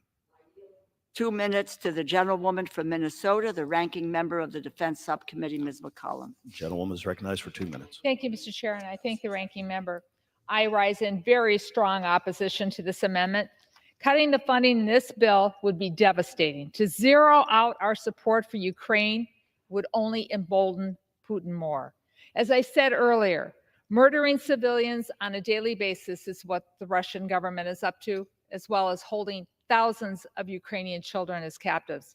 As ranking member of the Defense Appropriations Subcommittee, I know the funds included in this bill will provide Ukraine with the vital support they need to defend themselves. If this amendment were to pass, we would send a signal that the United States does not stand against Putin's campaign of death and destruction in Ukraine. We absolutely must stand against Putin's aggression. If Putin is allowed to succeed in snuffing out Ukraine's democracy, it will put our allies in the Balkan states, Poland, Romania, and other NATO partners at great risk. The funds in this bill also strengthens America's national security by supporting our operations in Europe, backfilling our own military stocks so that we are prepared. I strongly urge a no vote on this amendment, and Mr. Speaker, I yield back. The gentlewoman yields back. Gentlewoman from Connecticut. Mr. Chair, I yield 2 minutes to the gentleman from Washington, the ranking member of the Armed Services Committee, Mr. Smith. The gentleman is recognized for 2 minutes. Thank you, Mr. Speaker. I want to focus on one argument of the sponsor of this amendment, who's basically saying that if we pass this bill, we are advocating the killing of Ukrainians. That is a uniquely demented way of looking at this war. Putin invades. Putin, as we speak, is bombing and killing Ukrainian civilians. And the only thing that is reducing the number that he can kill is the Ukrainians' ability to fight back. So to look at this from a pure Russian propaganda standpoint, they invade, they bomb, they kill, and it's our fault for helping the Ukrainians defend themselves. That is the argument here against supporting Ukraine, and it literally makes no sense. If you want peace, give the Ukrainians the strength to stop Putin. He is the one that will not come to the bargaining table right now because he thinks he's winning. He thinks he can go all the way to Kyiv. He thinks he can take the whole country. If we give the Ukrainians the ability to stop him, that forces him to the table. It makes no sense to say that giving the Ukrainians the ability to defend themselves is what's killing them, when it is very clearly the Russians that are killing them. And I would also note that no president has added more to the deficit in one 4-year, or the debt, sorry, in one 4-year term than President Trump. And I didn't hear a single Republican complaining about the debt or the deficit during that period of time. The Ukrainians need our help to bring peace, to stop Putin, to stop what he is trying to do. Also, to Ms. McCollum's point, this also helps our industrial base. We face a dangerous world between Russia, Iran, China, North Korea, all of whom are working together, by the way. If we don't help Ukraine stop Russia, that helps Iran, that helps China, that helps North Korea. This is about our national security, which I am quite confident that whether asleep or awake, the American people also care dearly about. Please defeat this amendment and support Ukraine and support United States national security interests. Thank you. I yield back. Gentleman yields. Gentlewoman from Connecticut is recognized. Speaker, I yield back. Gentlewoman yields back. The question is on the amendment offered by the gentlewoman from Georgia. Those in favor say aye. Those opposed say no. In the opinion of the chair, the noes have it. The amendment is not. Mr. Speaker, For what purpose does the gentlewoman from Georgia seek I ask recognition? for the yeas and nays. The gentlewoman asked for a Recorded vote. Pursuant to Clause 6 of Rule 18, further proceedings on the amendment offered by the gentlewoman from Georgia will be postponed. The chair understands that Amendment 3 will not be offered. It is now in order to consider Amendment Number 4, printed in Part B of House Report 118-466. For what purpose does the gentlewoman from Florida seek recognition? Thank you, Mr. Speaker. I have an amendment at the desk. The clerk will designate the amendment. Amendment number 4, printed in Part B of House Report number 118-466, offered by Mrs. Kamick of Florida. Pursuant to House Resolution 1160, the gentlewoman from Florida, Ms. Kamick, and a member opposed, each will control 5 minutes. The chair now recognizes the gentlewoman from Florida. Thank you, Mr. Speaker. I yield myself as much time as I may consume. Gentlewoman is recognized. Thank you, Mr. Speaker. I rise in support of my amendment to H.R. 8035, which would eliminate all non-military funding in this Ukrainian aid package. Breaking this down a bit, that would mean cutting nearly $10.5 billion with a B from this whopping $60 billion Ukrainian bill. To date, American taxpayers have already given $113 billion to Ukraine since Russia's invasion.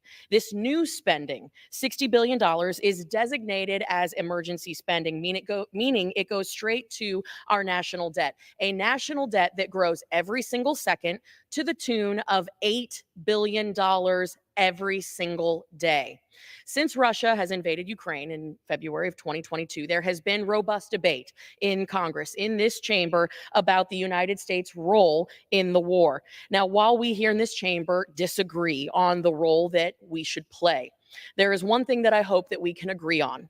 We, as the United States representatives, should not, and I repeat, should not forsake our own national security in favor of another nation. We should not secure the borders of nations abroad while simultaneously ignoring the very real and very dangerous border crisis in our own country.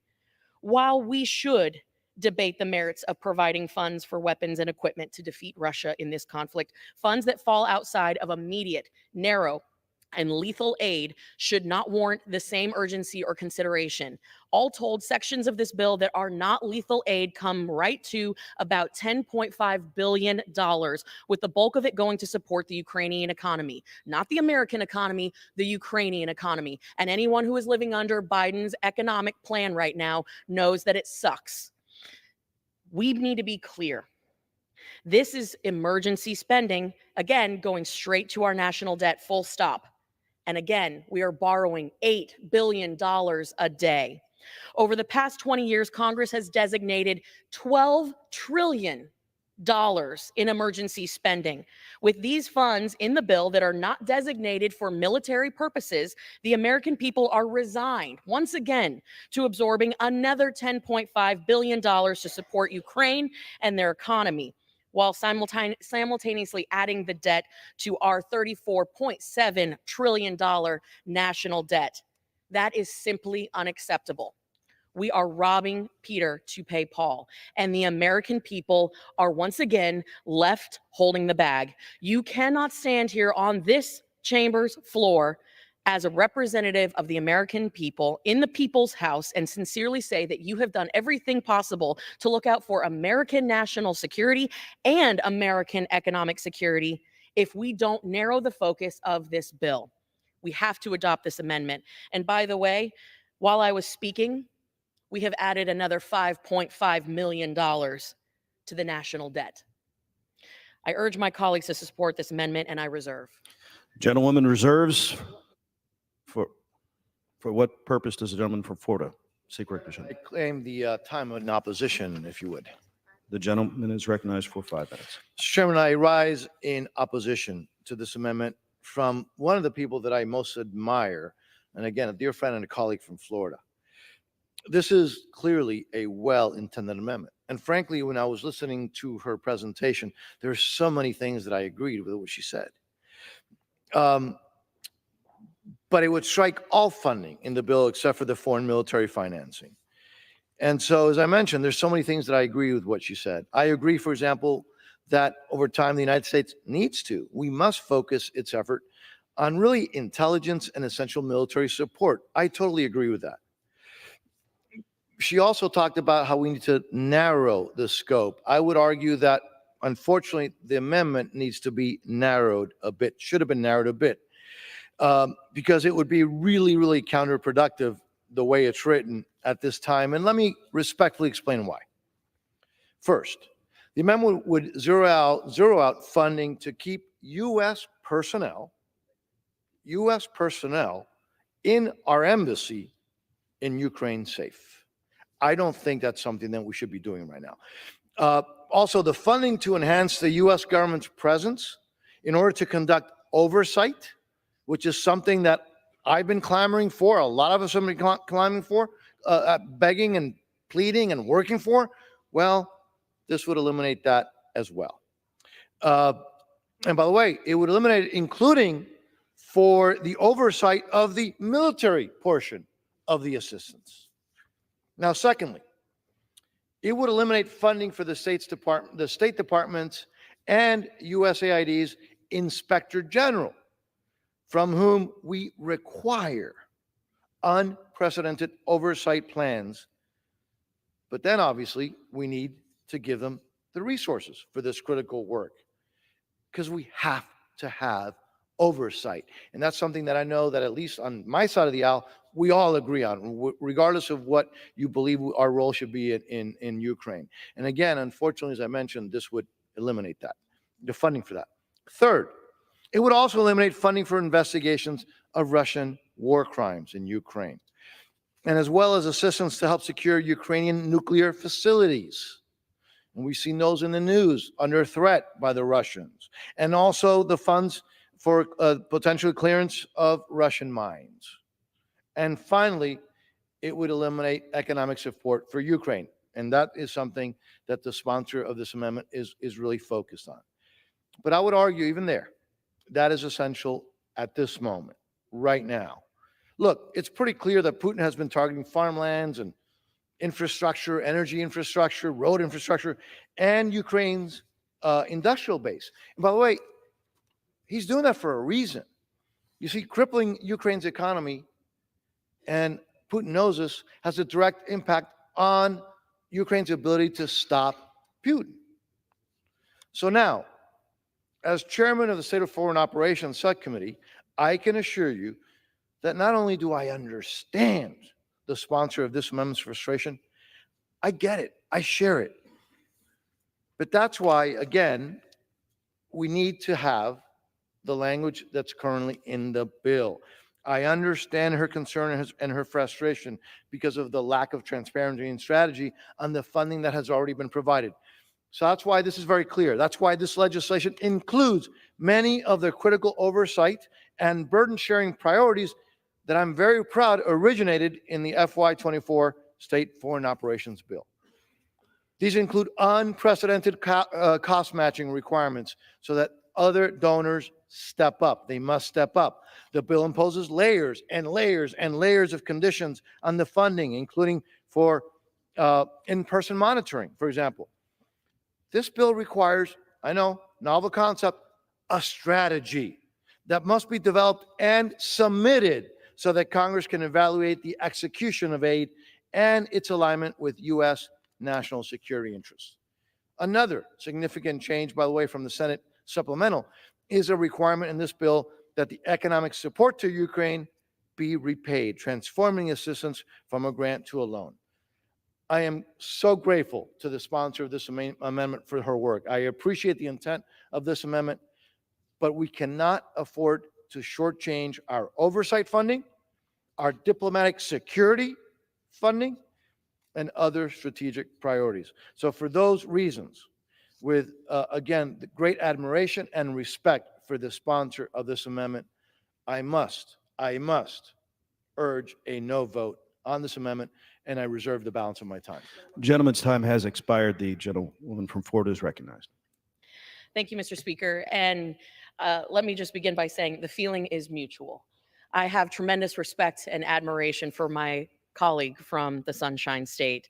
And I hear loud and clear the critical elements of this bill that have been deemed necessary. Heck, I deem them necessary. The American people and the representatives in this chamber, we demand fully accountability and transparency. However, there are multiple poison pills within this text that the American people, and certainly not my constituents back home, support. For example, $300 million for international narcotics control and law enforcement. What about the 100,000 plus people every single year in America that are being poisoned by fentanyl? Where is the funding to stop the flow of fentanyl into the United States? What about the $25 million for transition initiatives? What about the $60 million for diplomatic programs? I noticed that my colleague, again, who I deeply respect, he mentioned that part of that is for security, but what about the rest? Or the $481 million for refugee and entrance assistance? We have a border crisis that has resulted in one of the most egregious public health, public safety, humanitarian, and national security crises in American history. We are approaching over 10 million illegals crossing into our country, being quote unquote paroled, which is just a fancy way of saying catch and release, into the United States, approaching 2 million gotaways. We have a massive crisis here at home. And if America is not safe and secure here at home, we cannot help our partners abroad.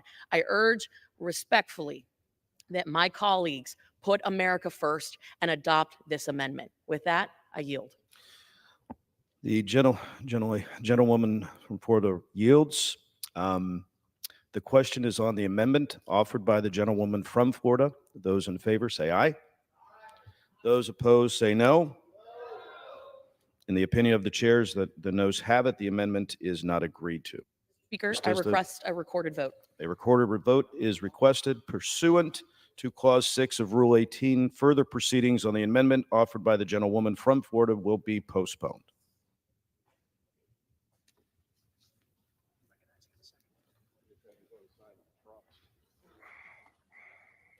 What purpose is the gentleman from Florida seek recognition? Thank you, Mr. Chairman. I now move that the committee do rise. The question is on the motion that the committee rise. All those in favor say aye. Aye. All those opposed say no. Very emotional. The ayes have it. The motion is adopted according to the committee rises.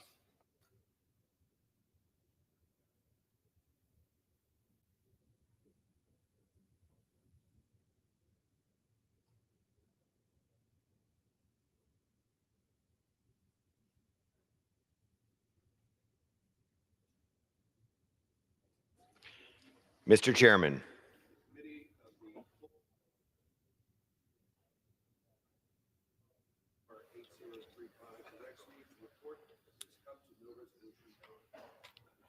the chair of the Committee of the Whole House on the State of the Union reports that the committee has under consideration H.R. 8035 and has come to no resolution thereon.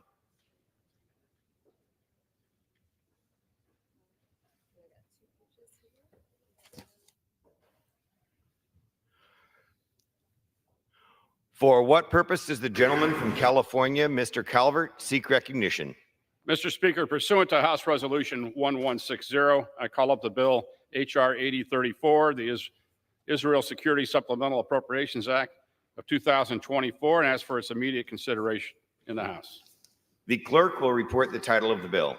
H.R. 8034, a bill making emergency supplemental appropriations to respond to the situation in Israel and for related expenses for the fiscal year ending September 30th, 2024, and for other purposes. Pursuant to House Resolution 1160, the bill is considered read. The bill shall be debatable for 30 minutes, equally divided and controlled by the chair and ranking minority member of the committee on the appropriations of their respective designees.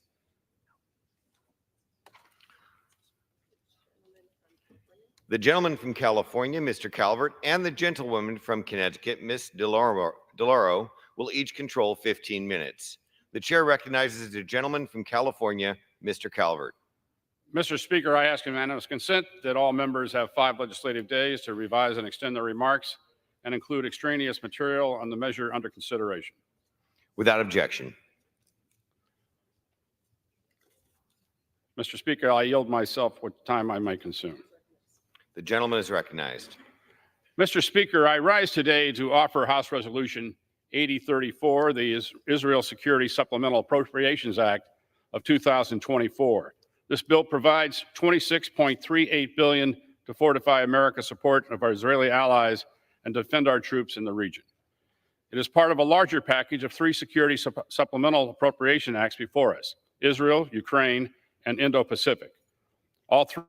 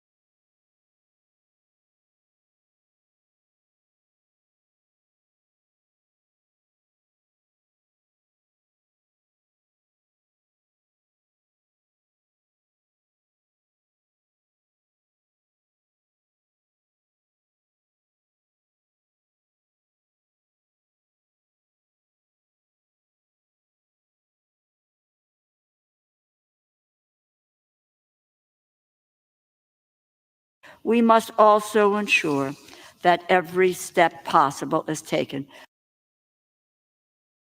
to protect innocent life in Gaza and elsewhere. On my trip, we also went to Kirbet Zunuta, a Palestinian. Hey everyone, how you doing? Dave Bondi here. Hey, thank you everyone for joining me. Really appreciate it. We got a lot of you watching right now. This is live coverage of the United States House of Representatives. They are talking and discussing giving $95 billion in aid to Ukraine, Japan, Israel, and this legislation also would ban TikTok in the United States if the company does not sell. So that is what you're watching live right now. A vote has not taken place yet.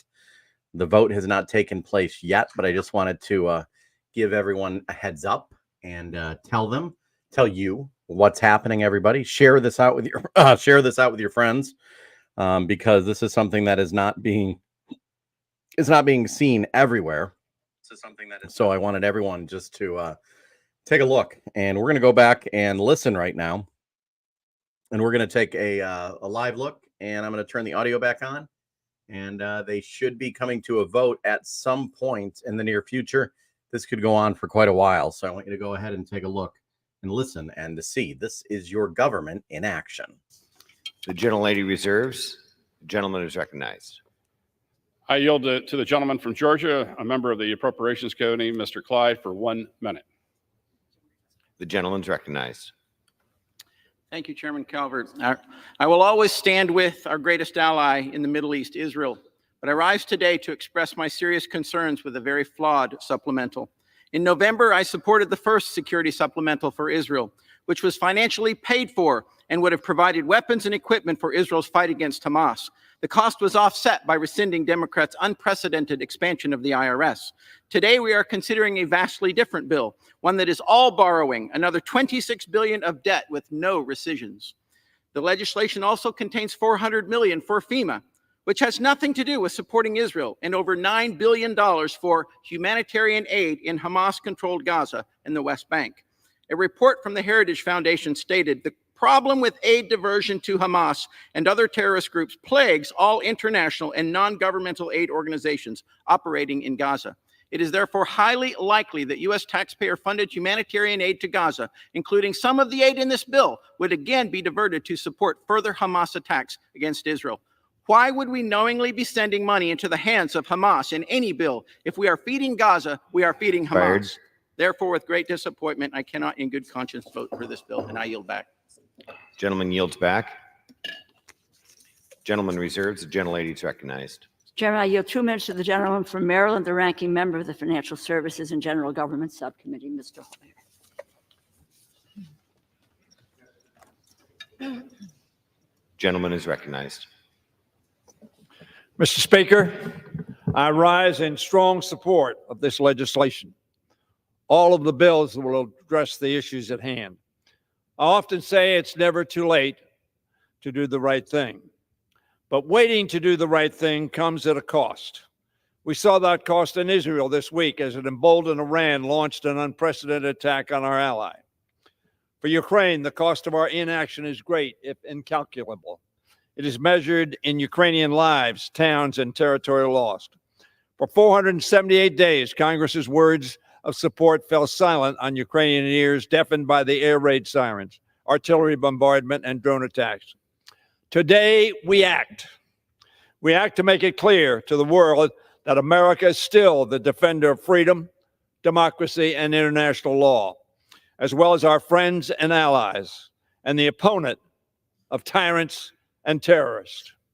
I urge my colleagues to vote yes. Vote yes to show Jews in Israel, America, and beyond that this Congress will always stand up for their safety. Vote yes to demonstrate to Russia, Iran, North Korea, and every other authoritarian despot, and to terrorists everywhere, that America remains committed to defending freedom here and around the world.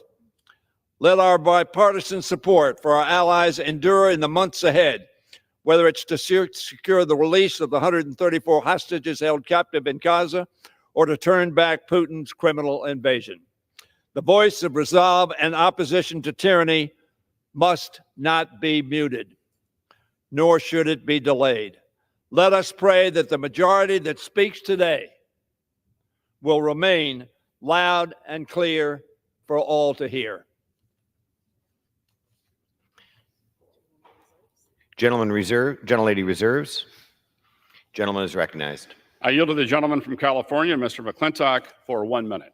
Gentleman is recognized. Mr. Speaker, Ukraine and Israel are in growing danger of running out of arms and ammunition while China casts a hungry eye on Taiwan. History warns us of allowing aggression to grow unchecked and of how quickly events in an unstable world can unravel. Profligate spending is exhausting our resources and damaging our economy, but as Reagan reminded us, defense is not a budget issue. You spend what you need to spend. And although the defense of these besieged nations is one step removed from our own, it would be a very good thing to keep it that way. I regret that the 3 military aid bills are larded up with about $20 billion of economic handouts, but we are out of options and we are out of time. I'm afraid that's the price we now have to pay for months of dithering in this House. Without these bills today, we and the world risk a future butcher's bill that is incalculable. I yield back. Gentleman reserves. Gentlelady is recognized. Speaker, I yield 2 minutes to the gentlewoman from Florida, the ranking member of the Military Construction and Veterans Affairs Subcommittee, Ms. Wasserman Schultz. The gentlewoman is recognized. Mr. Speaker, it is incomprehensible that the Israeli hostages captured on Simchat Torah are still in Hamas's captivity as we approach Passover. I rise to finally provide long overdue aid to our ally Israel as she fights to defend herself against threats on multiple fronts. On October 7th, Hamas launched a massacre that led to the deadliest day for Jews since the Holocaust. Hamas murdered, raped, and captured Israelis, Americans, Jews, Muslims, Christians, and people from dozens of countries. Hamas broke a ceasefire and declared war on humanity. Since that bloody day, Hamas terrorists have promised to carry out the attack again and again.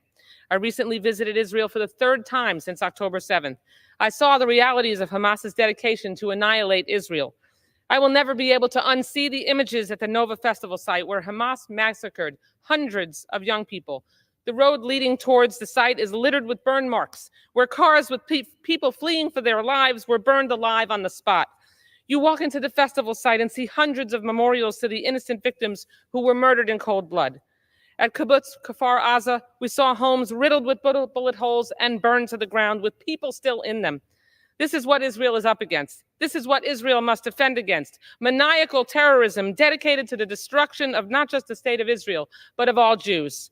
Israel fights not only to destroy Hamas's Iran-backed military capabilities, but to send a clear message to our adversaries who seek to erase the Jewish state: you will not be successful. President Biden, Leader Jeffries, and Democrats have fought for months to send this critical security assistance, as well as life-saving humanitarian aid for the Palestinian people who are also victims of Hamas. A vote against this bill is a vote to deny that aid. I am proud to support this vital effort to help Israel in this existential battle and aid civilians. And I urge my colleagues to join me to free Gaza from Hamas. Am Israel Chai. I yield back the balance of my time. Gentleman yields. Gentleman is recognized. I yield to the gentleman from New York, Mr. Lawler, 1 minute.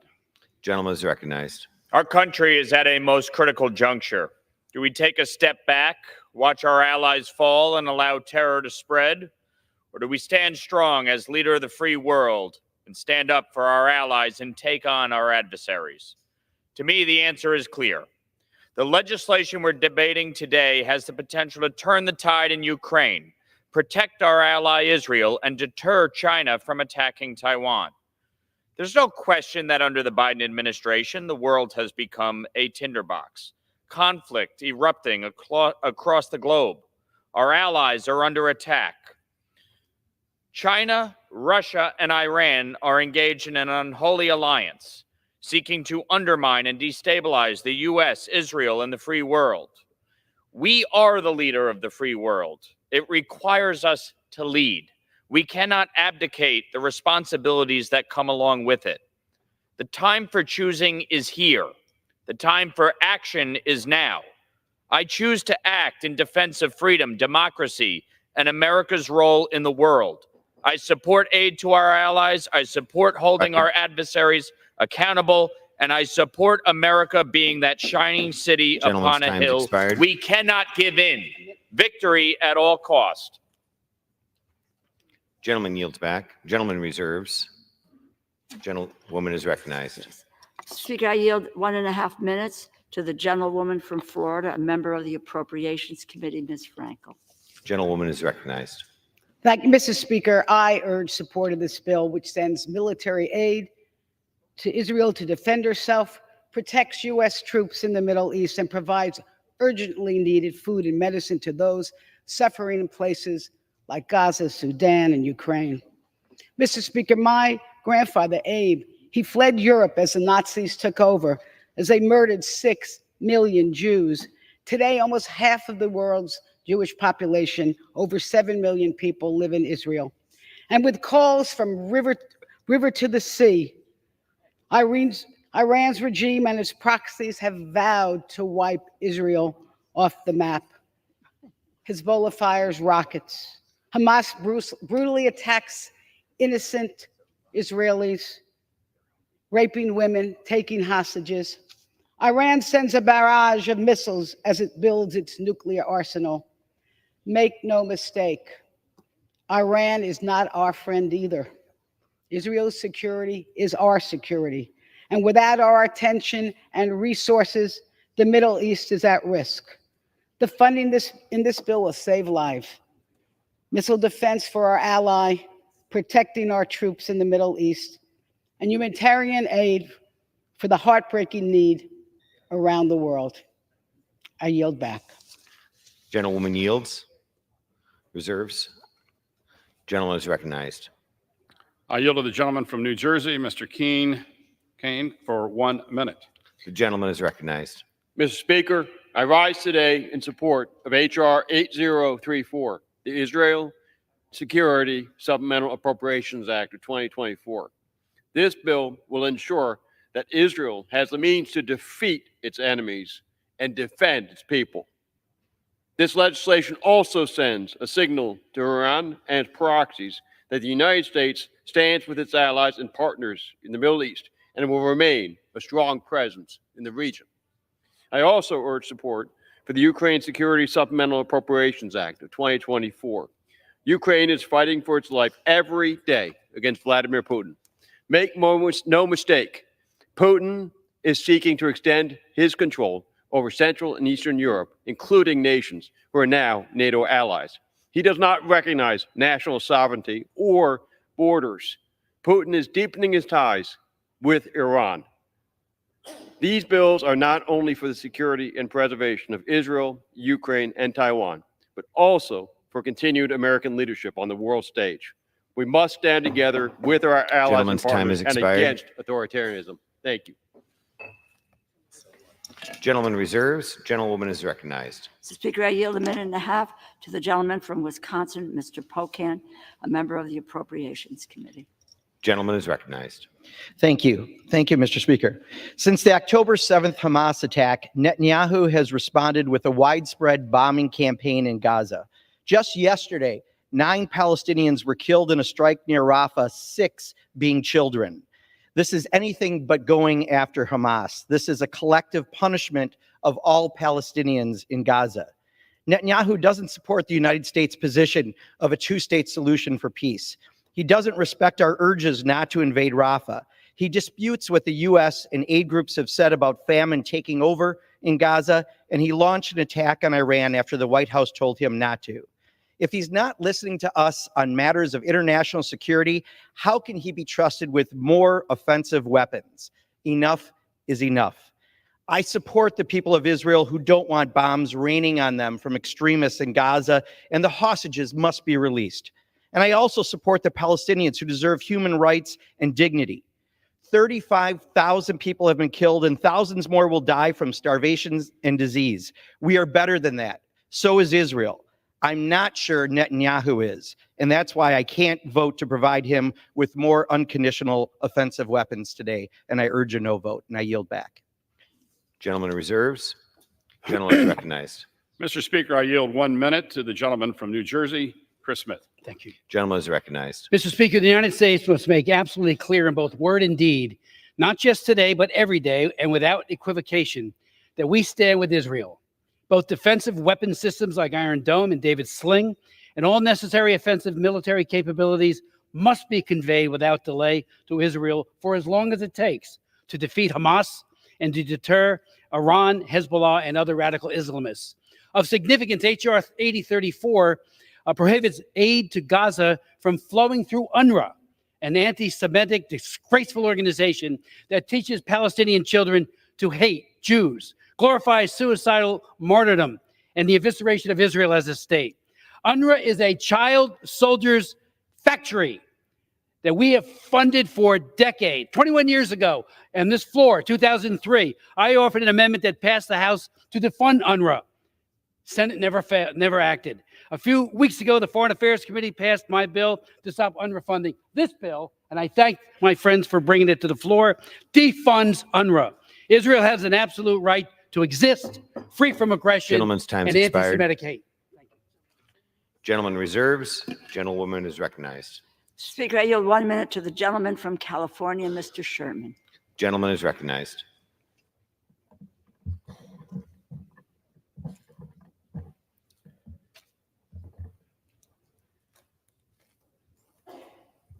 I want to focus on the 40% of this bill that gets little or no attention. It provides $9.1 billion in humanitarian aid, and that aid is unearmarked. So at a hearing last week, I got the administration to go on record as to where that money will be spent. It will be spent in Haiti, where 80% of the capital is in the hands of gangs and hundreds of thousands have been forced to flee. It will be spent in Sudan, where 18 million people face acute food insecurity due to civil war. It'll be spent in Ethiopia, where we've seen the highest casualty war of this decade. 500,000 Tigrayans have died, and now millions face famine. It will be spent in Eastern Congo, where 7 million people have been displaced by war. It'll be spent on the 1.1 million Rohingya in camps who are there due to ethnic cleansing by Myanmar, and where rations have recently been cut by 30% due to lack of funding. It'll be spent in Armenia, where 120,000 refugees are there because of Azerbaijan's ethnic cleansing. It will be spent to meet the critical needs in Gaza. This bill will save hundreds of thousands, I believe millions of lives. Vote yes. And I want to commend President Biden for putting this whole package together back in October. It is Gentleman's time has to pass it expired. now. Gentleman reserves. Gentleman is recognized. Mr. Speaker, I yield 1 minute to the gentleman from Pennsylvania, Mr. Fitzpatrick. Gentleman is recognized. Speaker, several months ago, myself and a bipartisan group of my colleagues introduced a bill, the Defending Borders, Defending Democracies Act. And that is exactly what we will be voting on today. First, defending our border from cartels. There are 200 kids a day dying in this country from fentanyl that we can trace directly back to that southern border. That's the equivalent of a Boeing 747 aircraft crashing every single day and nobody caring about it. We have to fix our southern border. Second, we're also going to defend the borders of our democratic allies, Israel, Taiwan, and Ukraine. Taiwan and Ukraine being invaded by communist dictators and Israel being invaded by terrorists. I would hope that we could all agree on those two concepts in this chamber. We have to defend borders and defend democracies. You can't pick and choose which one of those you're going to support. That is hypocritical and intellectually inconsistent. Defend our border and the borders of Ukraine, Israel, and Taiwan. All of the above. I'm proudly going to vote for all three. And I yield back. Gentleman reserves. Gentlewoman is recognized. Speaker, I yield 1 minute to the gentlewoman from North Carolina, Ms. Manning. Gentlewoman is recognized. Mr. Speaker, I rise in strong support of H.R. 8034, the long overdue aid to our democratic ally, Israel. Israel is fighting an existential battle against Iran and its proxies, Hamas and Hezbollah. I have seen with my own eyes the gruesome devastation wrought by Hamas's October 7th terrorist attack, and I worry every day about the hostages who are still being held by Hamas. Last Saturday, Iran unleashed an unprecedented attack on Israel with 300 drones and missiles. If only one ballistic missile had hit its target, there would have been devastating loss of life, loss of Jews, Muslims, and Christians. I ask my colleagues to remember a no vote would deny much needed humanitarian aid and much needed funding for the nonprofit security grant program to help high-risk religious institutions in our country. The world is watching to see if we will stand with our allies, with Israel and Ukraine in their time of need. I urge my colleagues to vote yes. Gentleman reserves. The gentleman is recognized. Mr. Speaker, I yield 30 seconds to the gentleman from South Carolina, Mr. Wilson. The gentleman's recognized. Thank you, Mr. Speaker. We're in a war we didn't choose. Dictators with rule of gun invading democracies with rule of law. We see this with the invasion by Putin, but I'm really grateful to see the bipartisanship here today. Donald Trump established the embassy in Jerusalem. He stood with Israel. He sent Javelin missiles to stop Putin and Ukraine. He put American troops in Poland to stop war criminal Putin. It was Donald Trump that tried to stop Nord Stream 2, which finances the oppression by Putin of the people of Russia, leading to the assassination of Alexei Navalny. I yield back. The gentlewoman is recognized. Speaker, I yield 1 minute to the gentlewoman from Texas, Ms. Jackson Lee. The gentlewoman is recognized.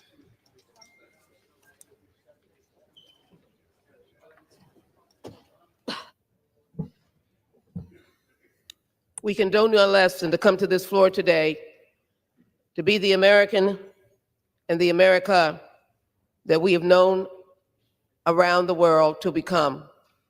And that is freedom-loving, democracy standing for, and watching our men and women go overseas in many instances to shed their blood for others, as well as the American people. I cannot stand by while babies die and while mothers lose their babies in their womb. Stand today so that we can make sure that the people in Gaza continuously have the funding that is necessary, that Israel and Ukraine can stand up for others while they're fighting for democracy. It is important to take note that our allies include Taiwan as well. It is important to note as well that the future of America is not yesterday, it is now. Are we going to accept the challenge of being the kind of nation that does not selfishly stand for itself, but fights for others? Let us vote for this funding bill because the war must end in peace and must end now. End the war now in peace. I yield back. Gentlewoman reserves. The gentleman is recognized. Mr. Speaker, may I inquire how much time is remaining? The gentleman has 3.5 minutes remaining. I reserve.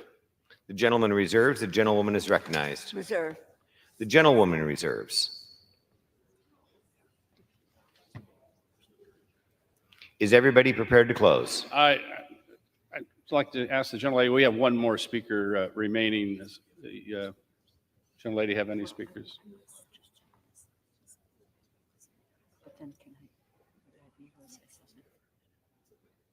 We have no more speakers. I'll yield myself what time I may consume. The gentleman is recognized. I'm prepared to close, so I'm going. The gentleman reserves. I reserve the reserve. The gentlelady want any more time? The gentlewoman is recognized. I am prepared to close and I reserve. The gentlewoman is recognized to close. This bill provides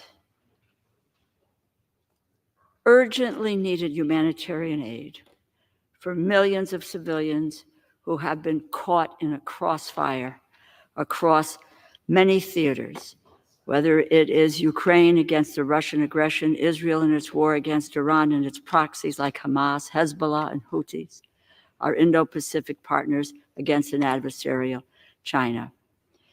Innocent families today are in danger, children are starving, and civilian casualties are mounting in conflict zones all around the world.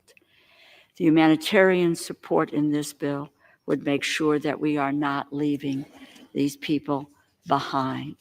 It is, again, so critically important that the United States demonstrate its support for its allies, and it is leadership when it comes to humanitarian assistance wherever it is needed. And we come here to govern. We come here to take our responsibilities seriously. And I believe that the majority of people here do take responsibilities seriously. Today, we have the ability to help to make a difference. And in this piece of legislation, in addition to our support for our ally Israel, we have the moral responsibility to provide humanitarian assistance.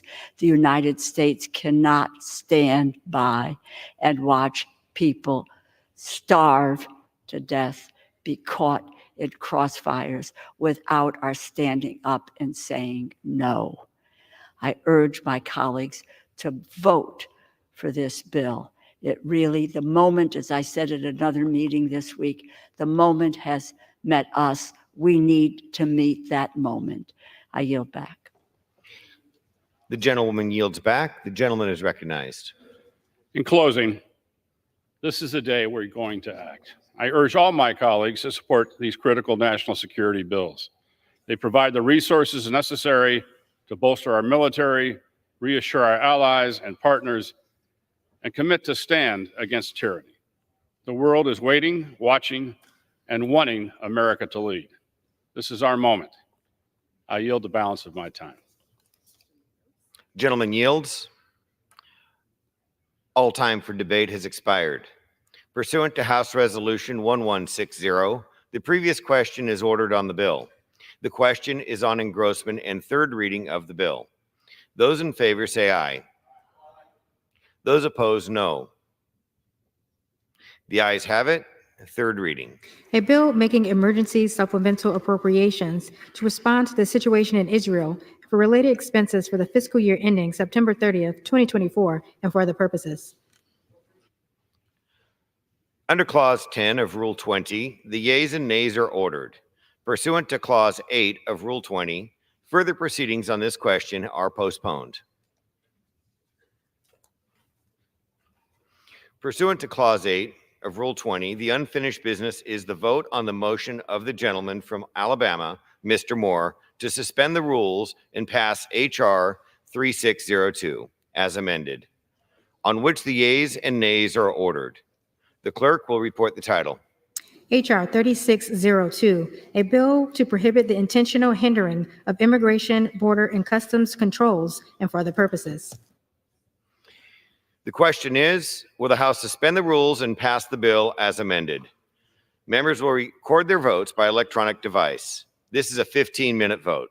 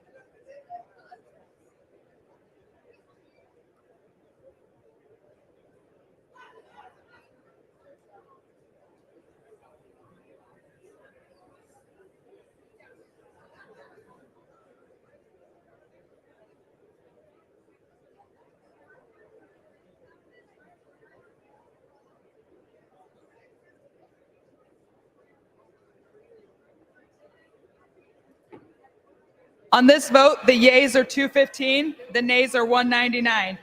Two-thirds not being in the affirmative, the rules are not suspended, the bill is not passed.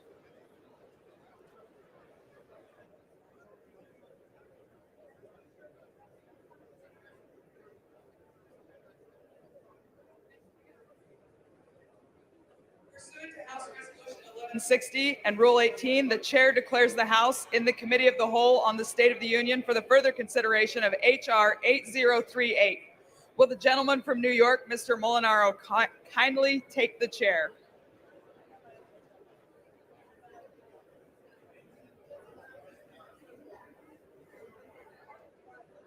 The House is in the Committee of the Whole House on the State of the Union for the further consideration of H.R. 8038, which the clerk will report by title.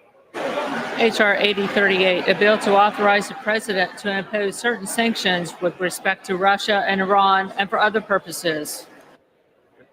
When the Committee of the Whole rose earlier today, a request for recorded vote on Amendment Number 2, printed in Part E of House Report 118-466, offered by the gentleman from Iowa, Mr. Nunn, had been postponed. Pursuant to Clause 6 of Rule 18, the unfinished business is the request for a recorded vote on Amendment Number 2, printed in Part E of House Report 118-466, offered by the gentleman from Iowa, Mr. Nunn, on which further proceedings were postponed and on which the ayes prevailed by voice vote. The clerk will redesignate the amendment. Amendment number 2, printed in Part E of House Report number 118-466, offered by Mr. Nunn of Iowa. A recorded vote has been requested. Those in support of the request for recorded vote will rise and be counted. A sufficient number having risen, a recorded vote is ordered. Members will record their votes by electronic device. This will be a 2-minute vote.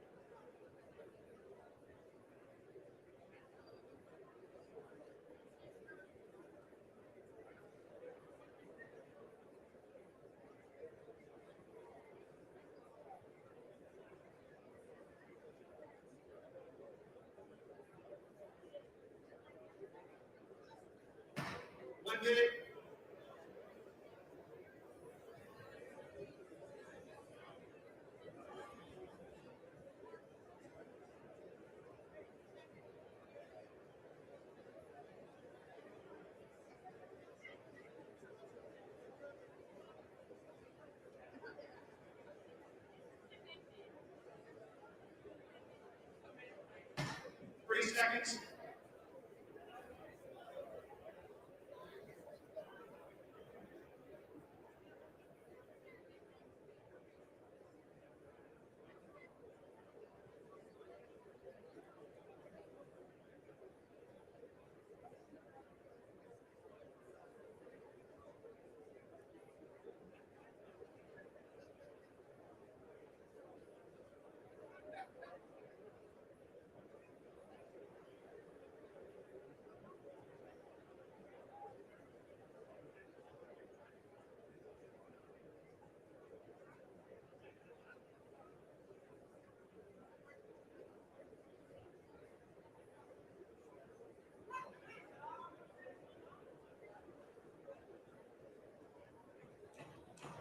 Have all members voted?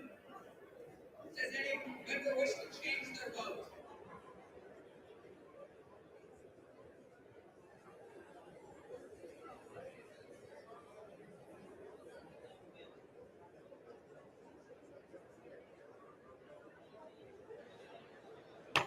On this vote, the yeas are 249 and the nays are 167. The amendment is adopted. There being no further amendment under the rule, the committee rises.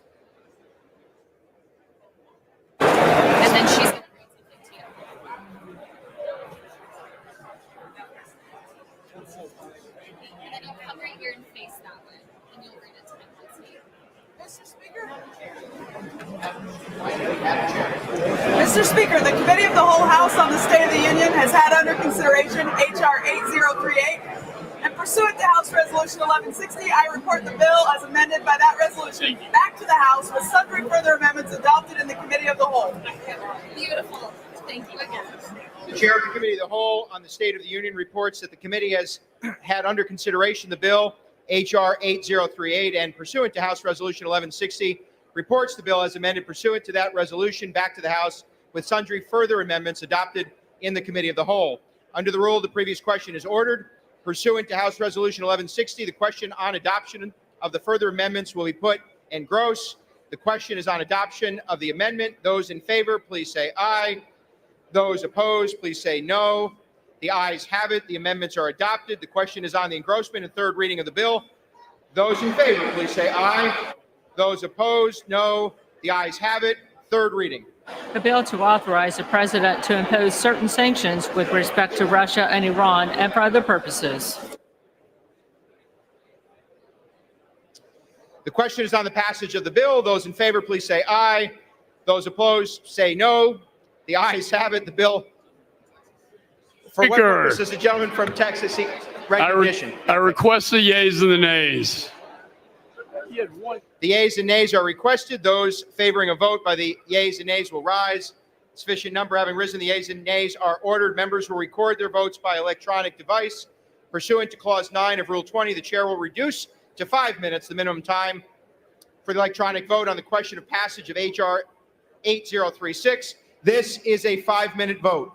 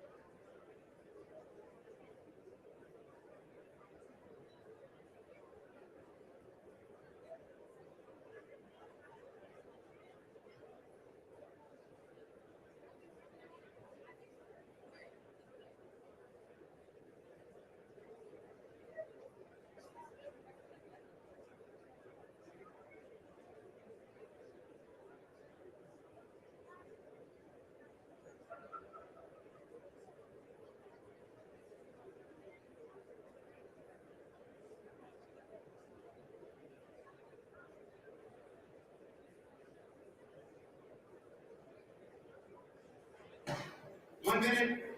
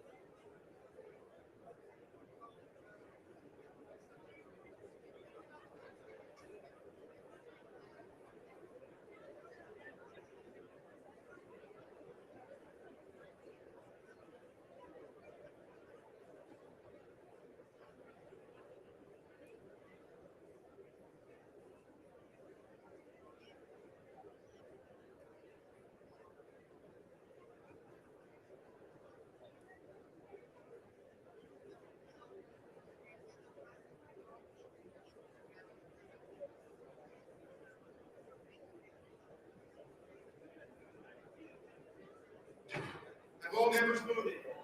Does any member wish to change their vote?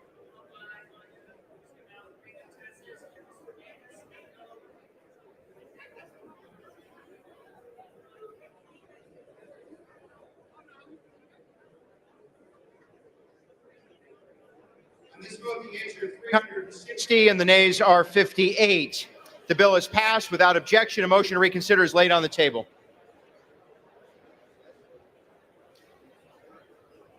Pursuant to Clause 8 of Rule 20, the unfinished business is the vote on the passage of H.R. 8036, on which the yeas and nays are ordered. The clerk will report the title of the bill. H.R. 8036, a bill making emergency supplemental appropriations for assistance for the Indo-Pacific region and for related expenses for the fiscal year ending September 30th, 2024, and for other purposes. The question is on the passage of the bill. Members will record their votes by electronic device. This is a 5-minute vote.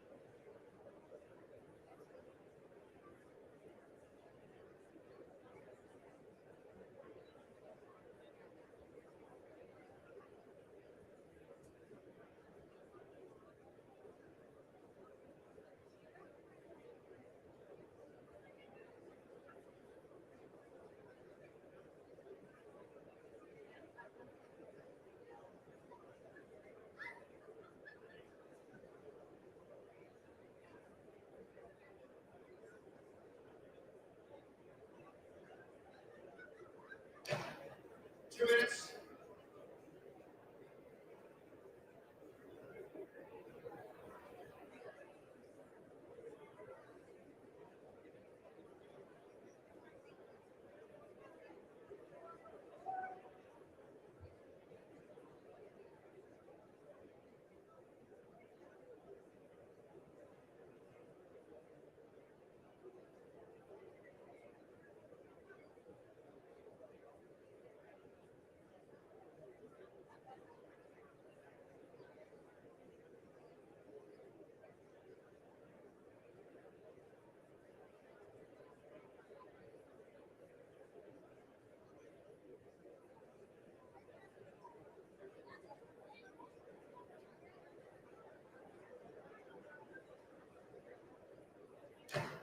One minute.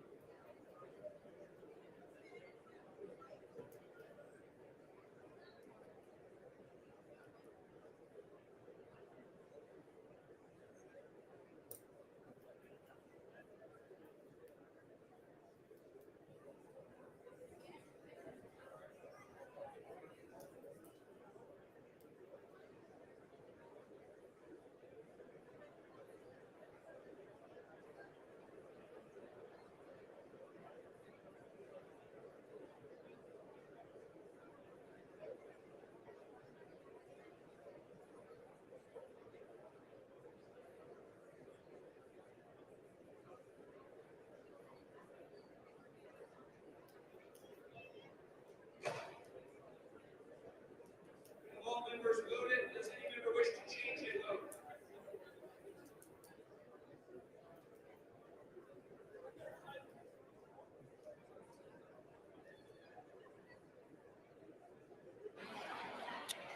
On this vote, the yeas are 385 and the noes are 34, with one answering present. The bill is passed. Without objection, a motion to reconsider is laid on the table.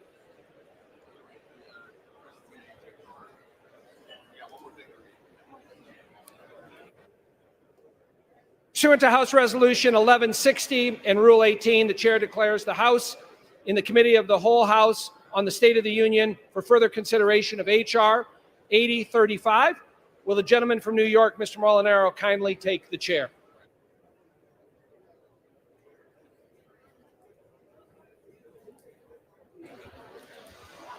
The House is in the Committee of the Whole on the State of the Union for the further consideration of H.R. 8035, which the clerk will report by title. A bill making emergency supplemental appropriations to respond to the situation in Ukraine and for related expenses for the fiscal year ending September 30th, 2024, and for other purposes.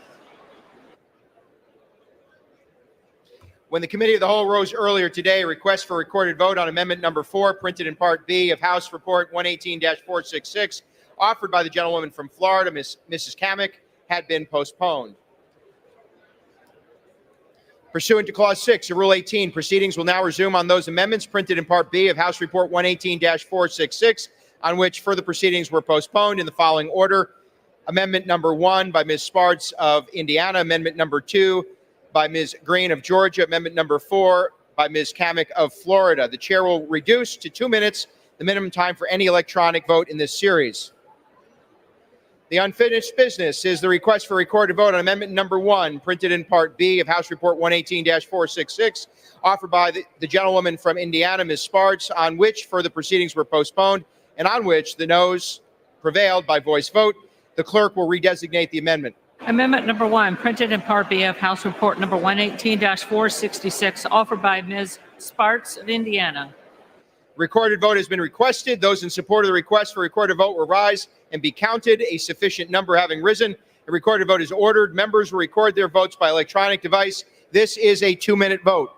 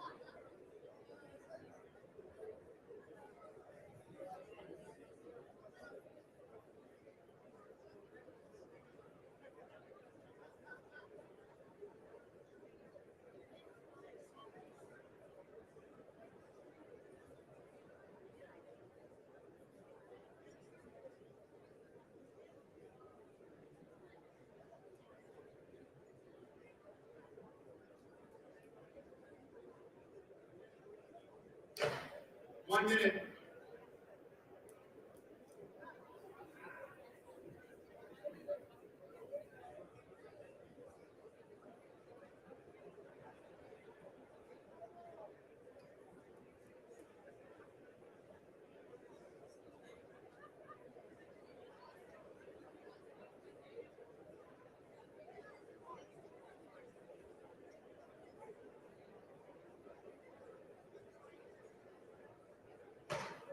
Second.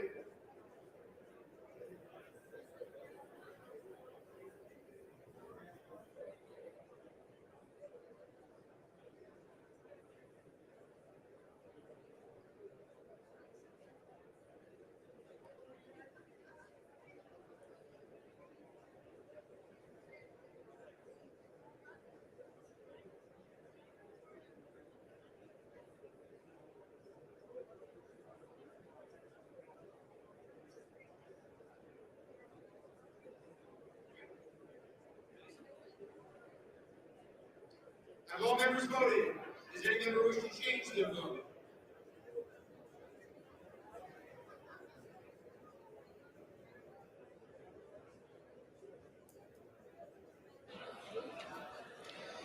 On this vote, the yeas are 105, the nays are 319. The amendment is not adopted. The unfinished business of the request for recorded vote on amendment number 2, printed in Part B of House Report 118-466, offered by the gentlewoman from Georgia, Ms. Green, on which further proceedings were postponed and on which the noes prevailed by voice vote. The clerk will redesignate the amendment. Amendment number 2, printed in Part B of House Report number 118-466, offered by Ms. Green of Georgia. A recorded vote has been requested. Those in support of the request for a recorded vote will rise and be counted. A sufficient number having risen, a recorded vote is ordered. Members will record their votes by electronic device. This is a 2-minute vote.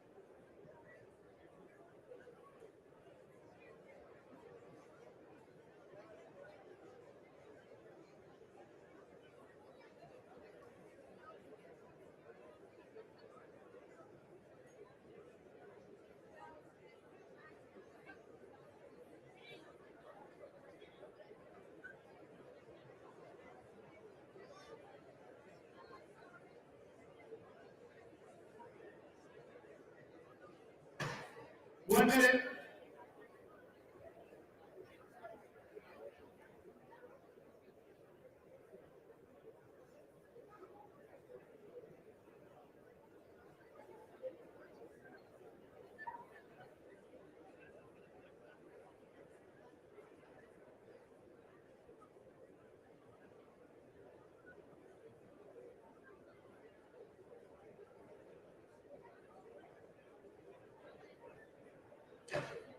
30 seconds.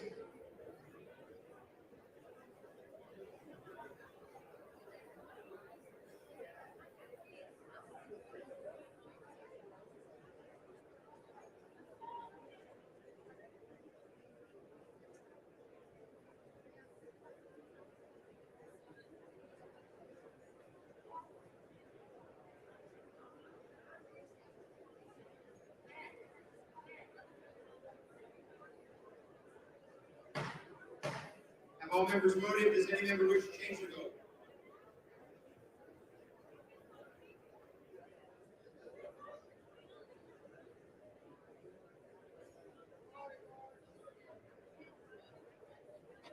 On this vote, the yeas are 71, the nays are 351. The amendment is not adopted. The unfinished business is a request for recorded vote on amendment number 4, printed in Part B of House Report 118-466, offered by the gentlewoman from Florida, Ms. Kamick, on which further proceedings were postponed and on which the noes prevailed by voice vote. The clerk will redesignate the amendment. Amendment number 4, printed in Part B of House Report number 118-466, offered by Mrs. Kamick of Florida. A recorded vote has been requested. Those in support of the request for recorded vote will rise and be counted. A sufficient number having risen, a recorded vote is ordered.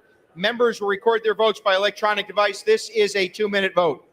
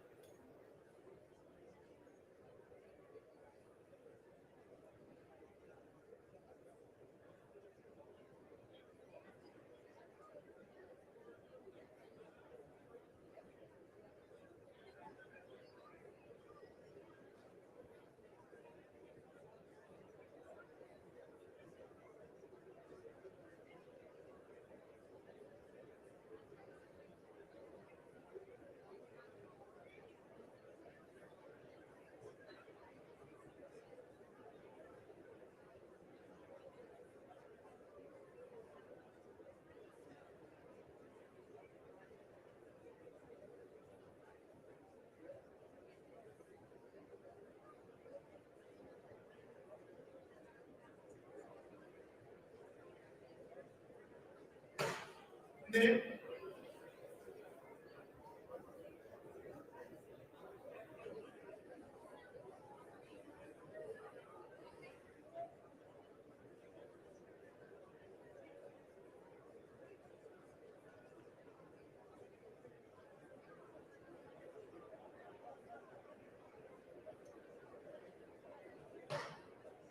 Second.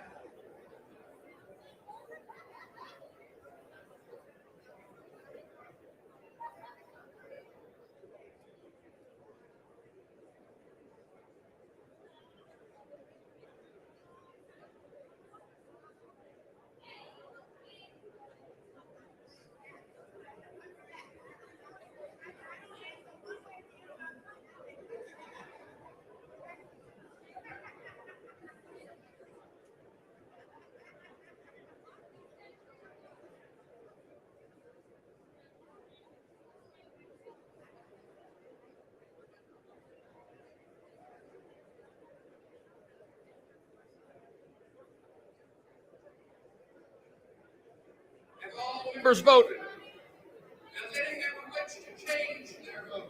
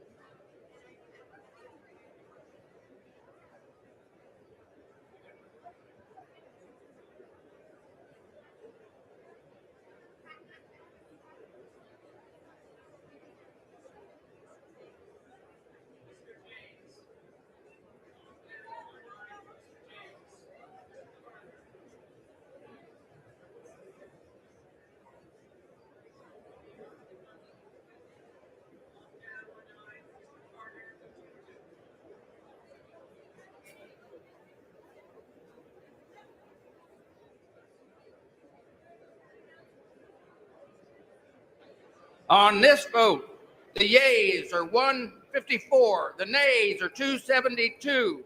The amendment is not adopted. There being no further amendments under the rule, the committee rises.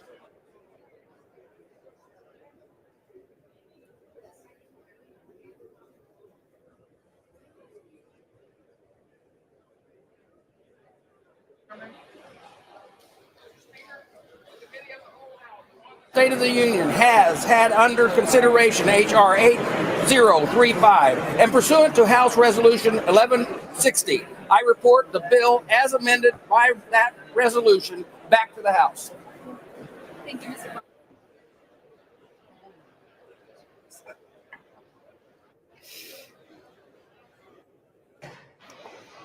The chair of the Committee of the Whole House on the State of the Union reports that the committee has had under consideration the bill H.R. 8035 and pursuant to House Resolution 1160 reports the bill as amended by that resolution back to the House. Under the rule, the previous question is ordered.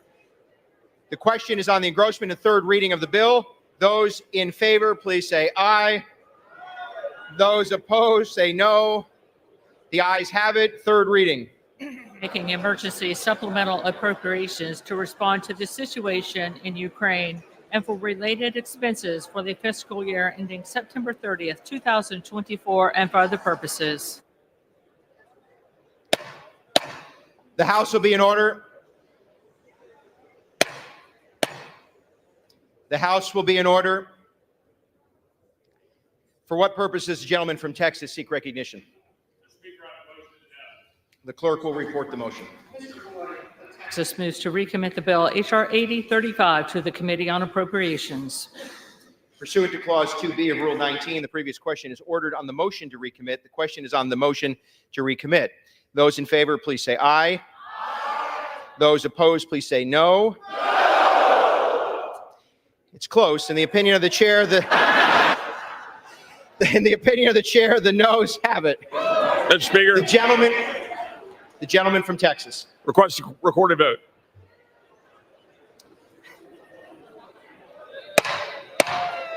A recorded vote is requested. Those favoring a recorded vote will rise. A sufficient number having risen, a recorded vote is ordered. Members will record their vote by electronic device.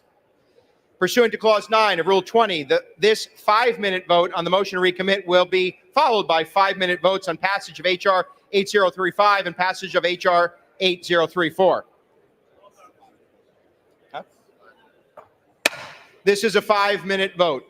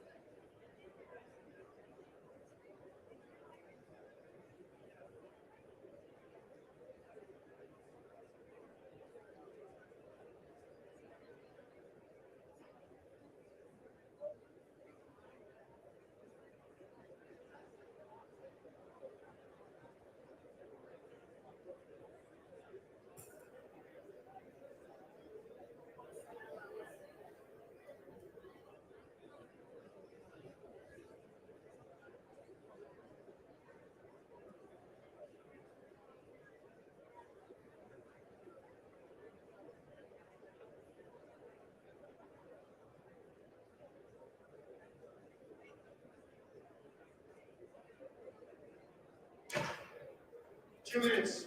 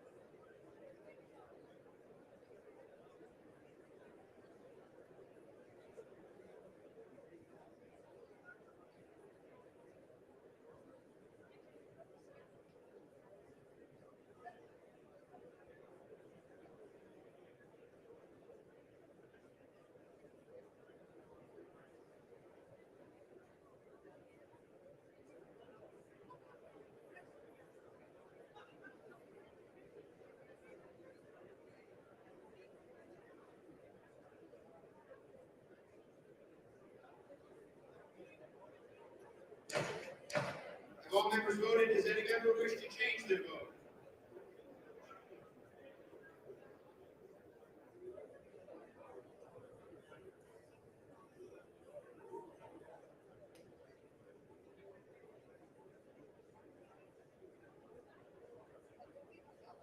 On this vote, the yeas are 88, the nays are 336. The motion is not adopted.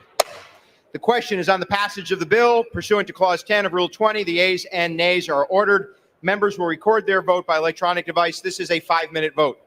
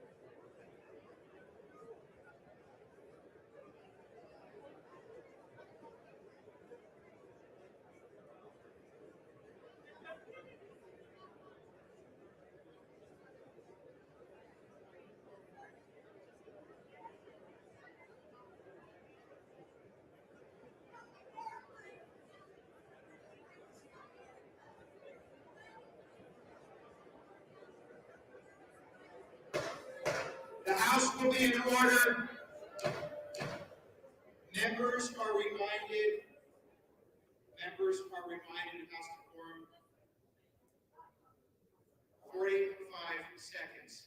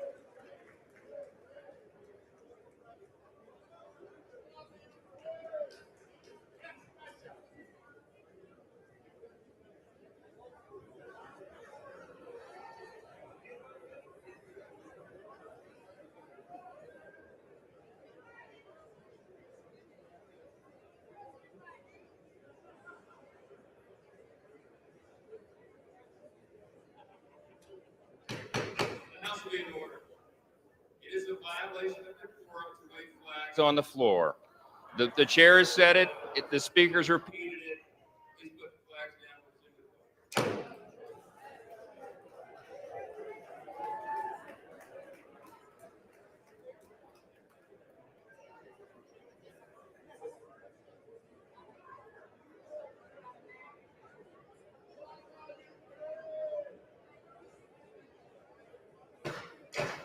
The House will be in order. Have all members voted? Does any member wish to change your vote?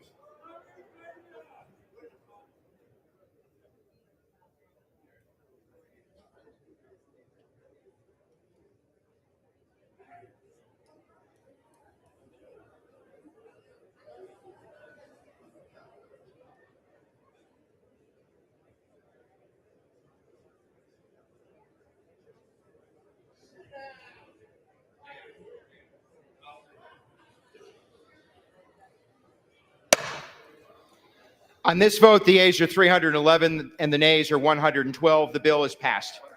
Oh, one voting present. I missed it, but thank you. Okay. The House will be in order.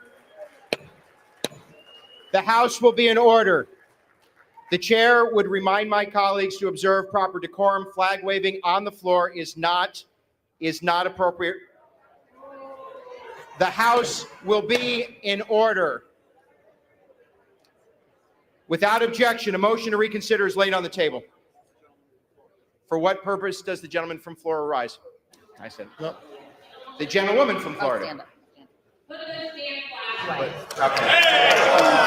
The gentlewoman is not recognized. Colleagues, no, I'm going to. The House will be in order.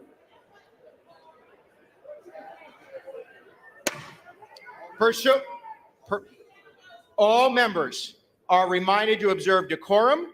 Speakers are reminded to address the chair. And pursuant to Clause 8 of Rule 20, the unfinished business is the vote on the passage of H.R. 8034, on which the yeas and nays are ordered. The clerk will report the title of the bill.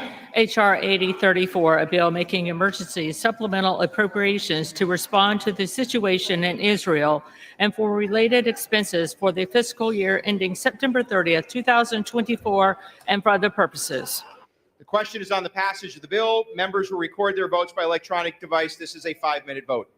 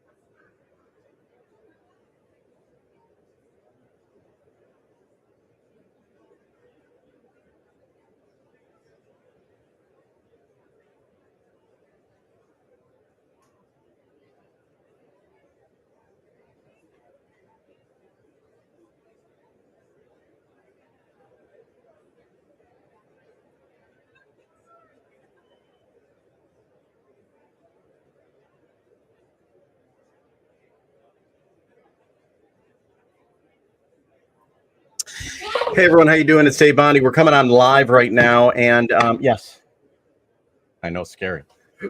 Okay, the news we're just getting, for those of you who are watching and you may not understand what you're seeing on your screen. First of all, the United States House of Representatives, they voted to ban TikTok in the United States. It's official, but TikTok's not going away anytime soon. It would still need to be approved by the United States Senate, and it looks like they're going to do that. It looks like the Senate's going to approve it, and when that happens, it looks like it's going to go to President Biden, and Biden is most likely going to approve that ban on TikTok unless TikTok sells it to another company.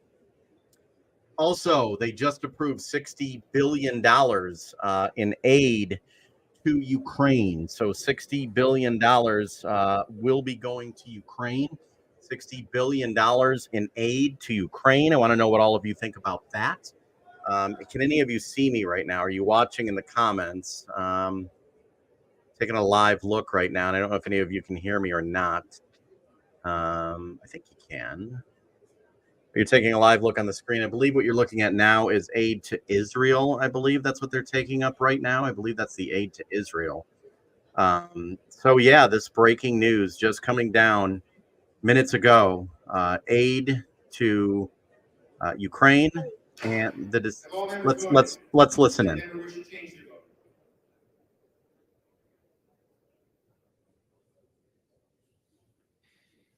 On this vote, the yeas are 366 and the nays are 58. The bill is passed. Without objection, a motion to reconsider is laid on the table. Pursuant to House Resolution 1160, the Senate amendment to H.R. 815 is considered as agreed to with the amendment described in Section 6 of House Resolution 1160. Chair lays before the House a communication. The Speaker's Rooms, Washington, D.C., April 20th, 2024. I hereby designate the period from Saturday, April 20th, 2024 through Sunday, April 28th, 2024 as a district work period under Section 3Z of House Resolution 5. Signed, Mike Johnson, Speaker of the House of Representatives. Okay, they are pretty much done with their business now. So the breaking news just coming out of Washington, D.C., it looks like all of it has been passed. We're taking a look right here. The money will be going to Iraq, Israel, and Japan, it looks like. And also TikTok will be banned unless it is bought by an American company. But the United States Senate would still have to approve this. Let me know what you're thinking in the comments below. Show me. Okay, everyone. Well, we're going to let you go right now because the vote has been official. Thank you for joining us live today. I'm going to come back on live in just a little bit and update this. So I just wanted to thank you, everyone, for being here. Let me know what you're thinking and share this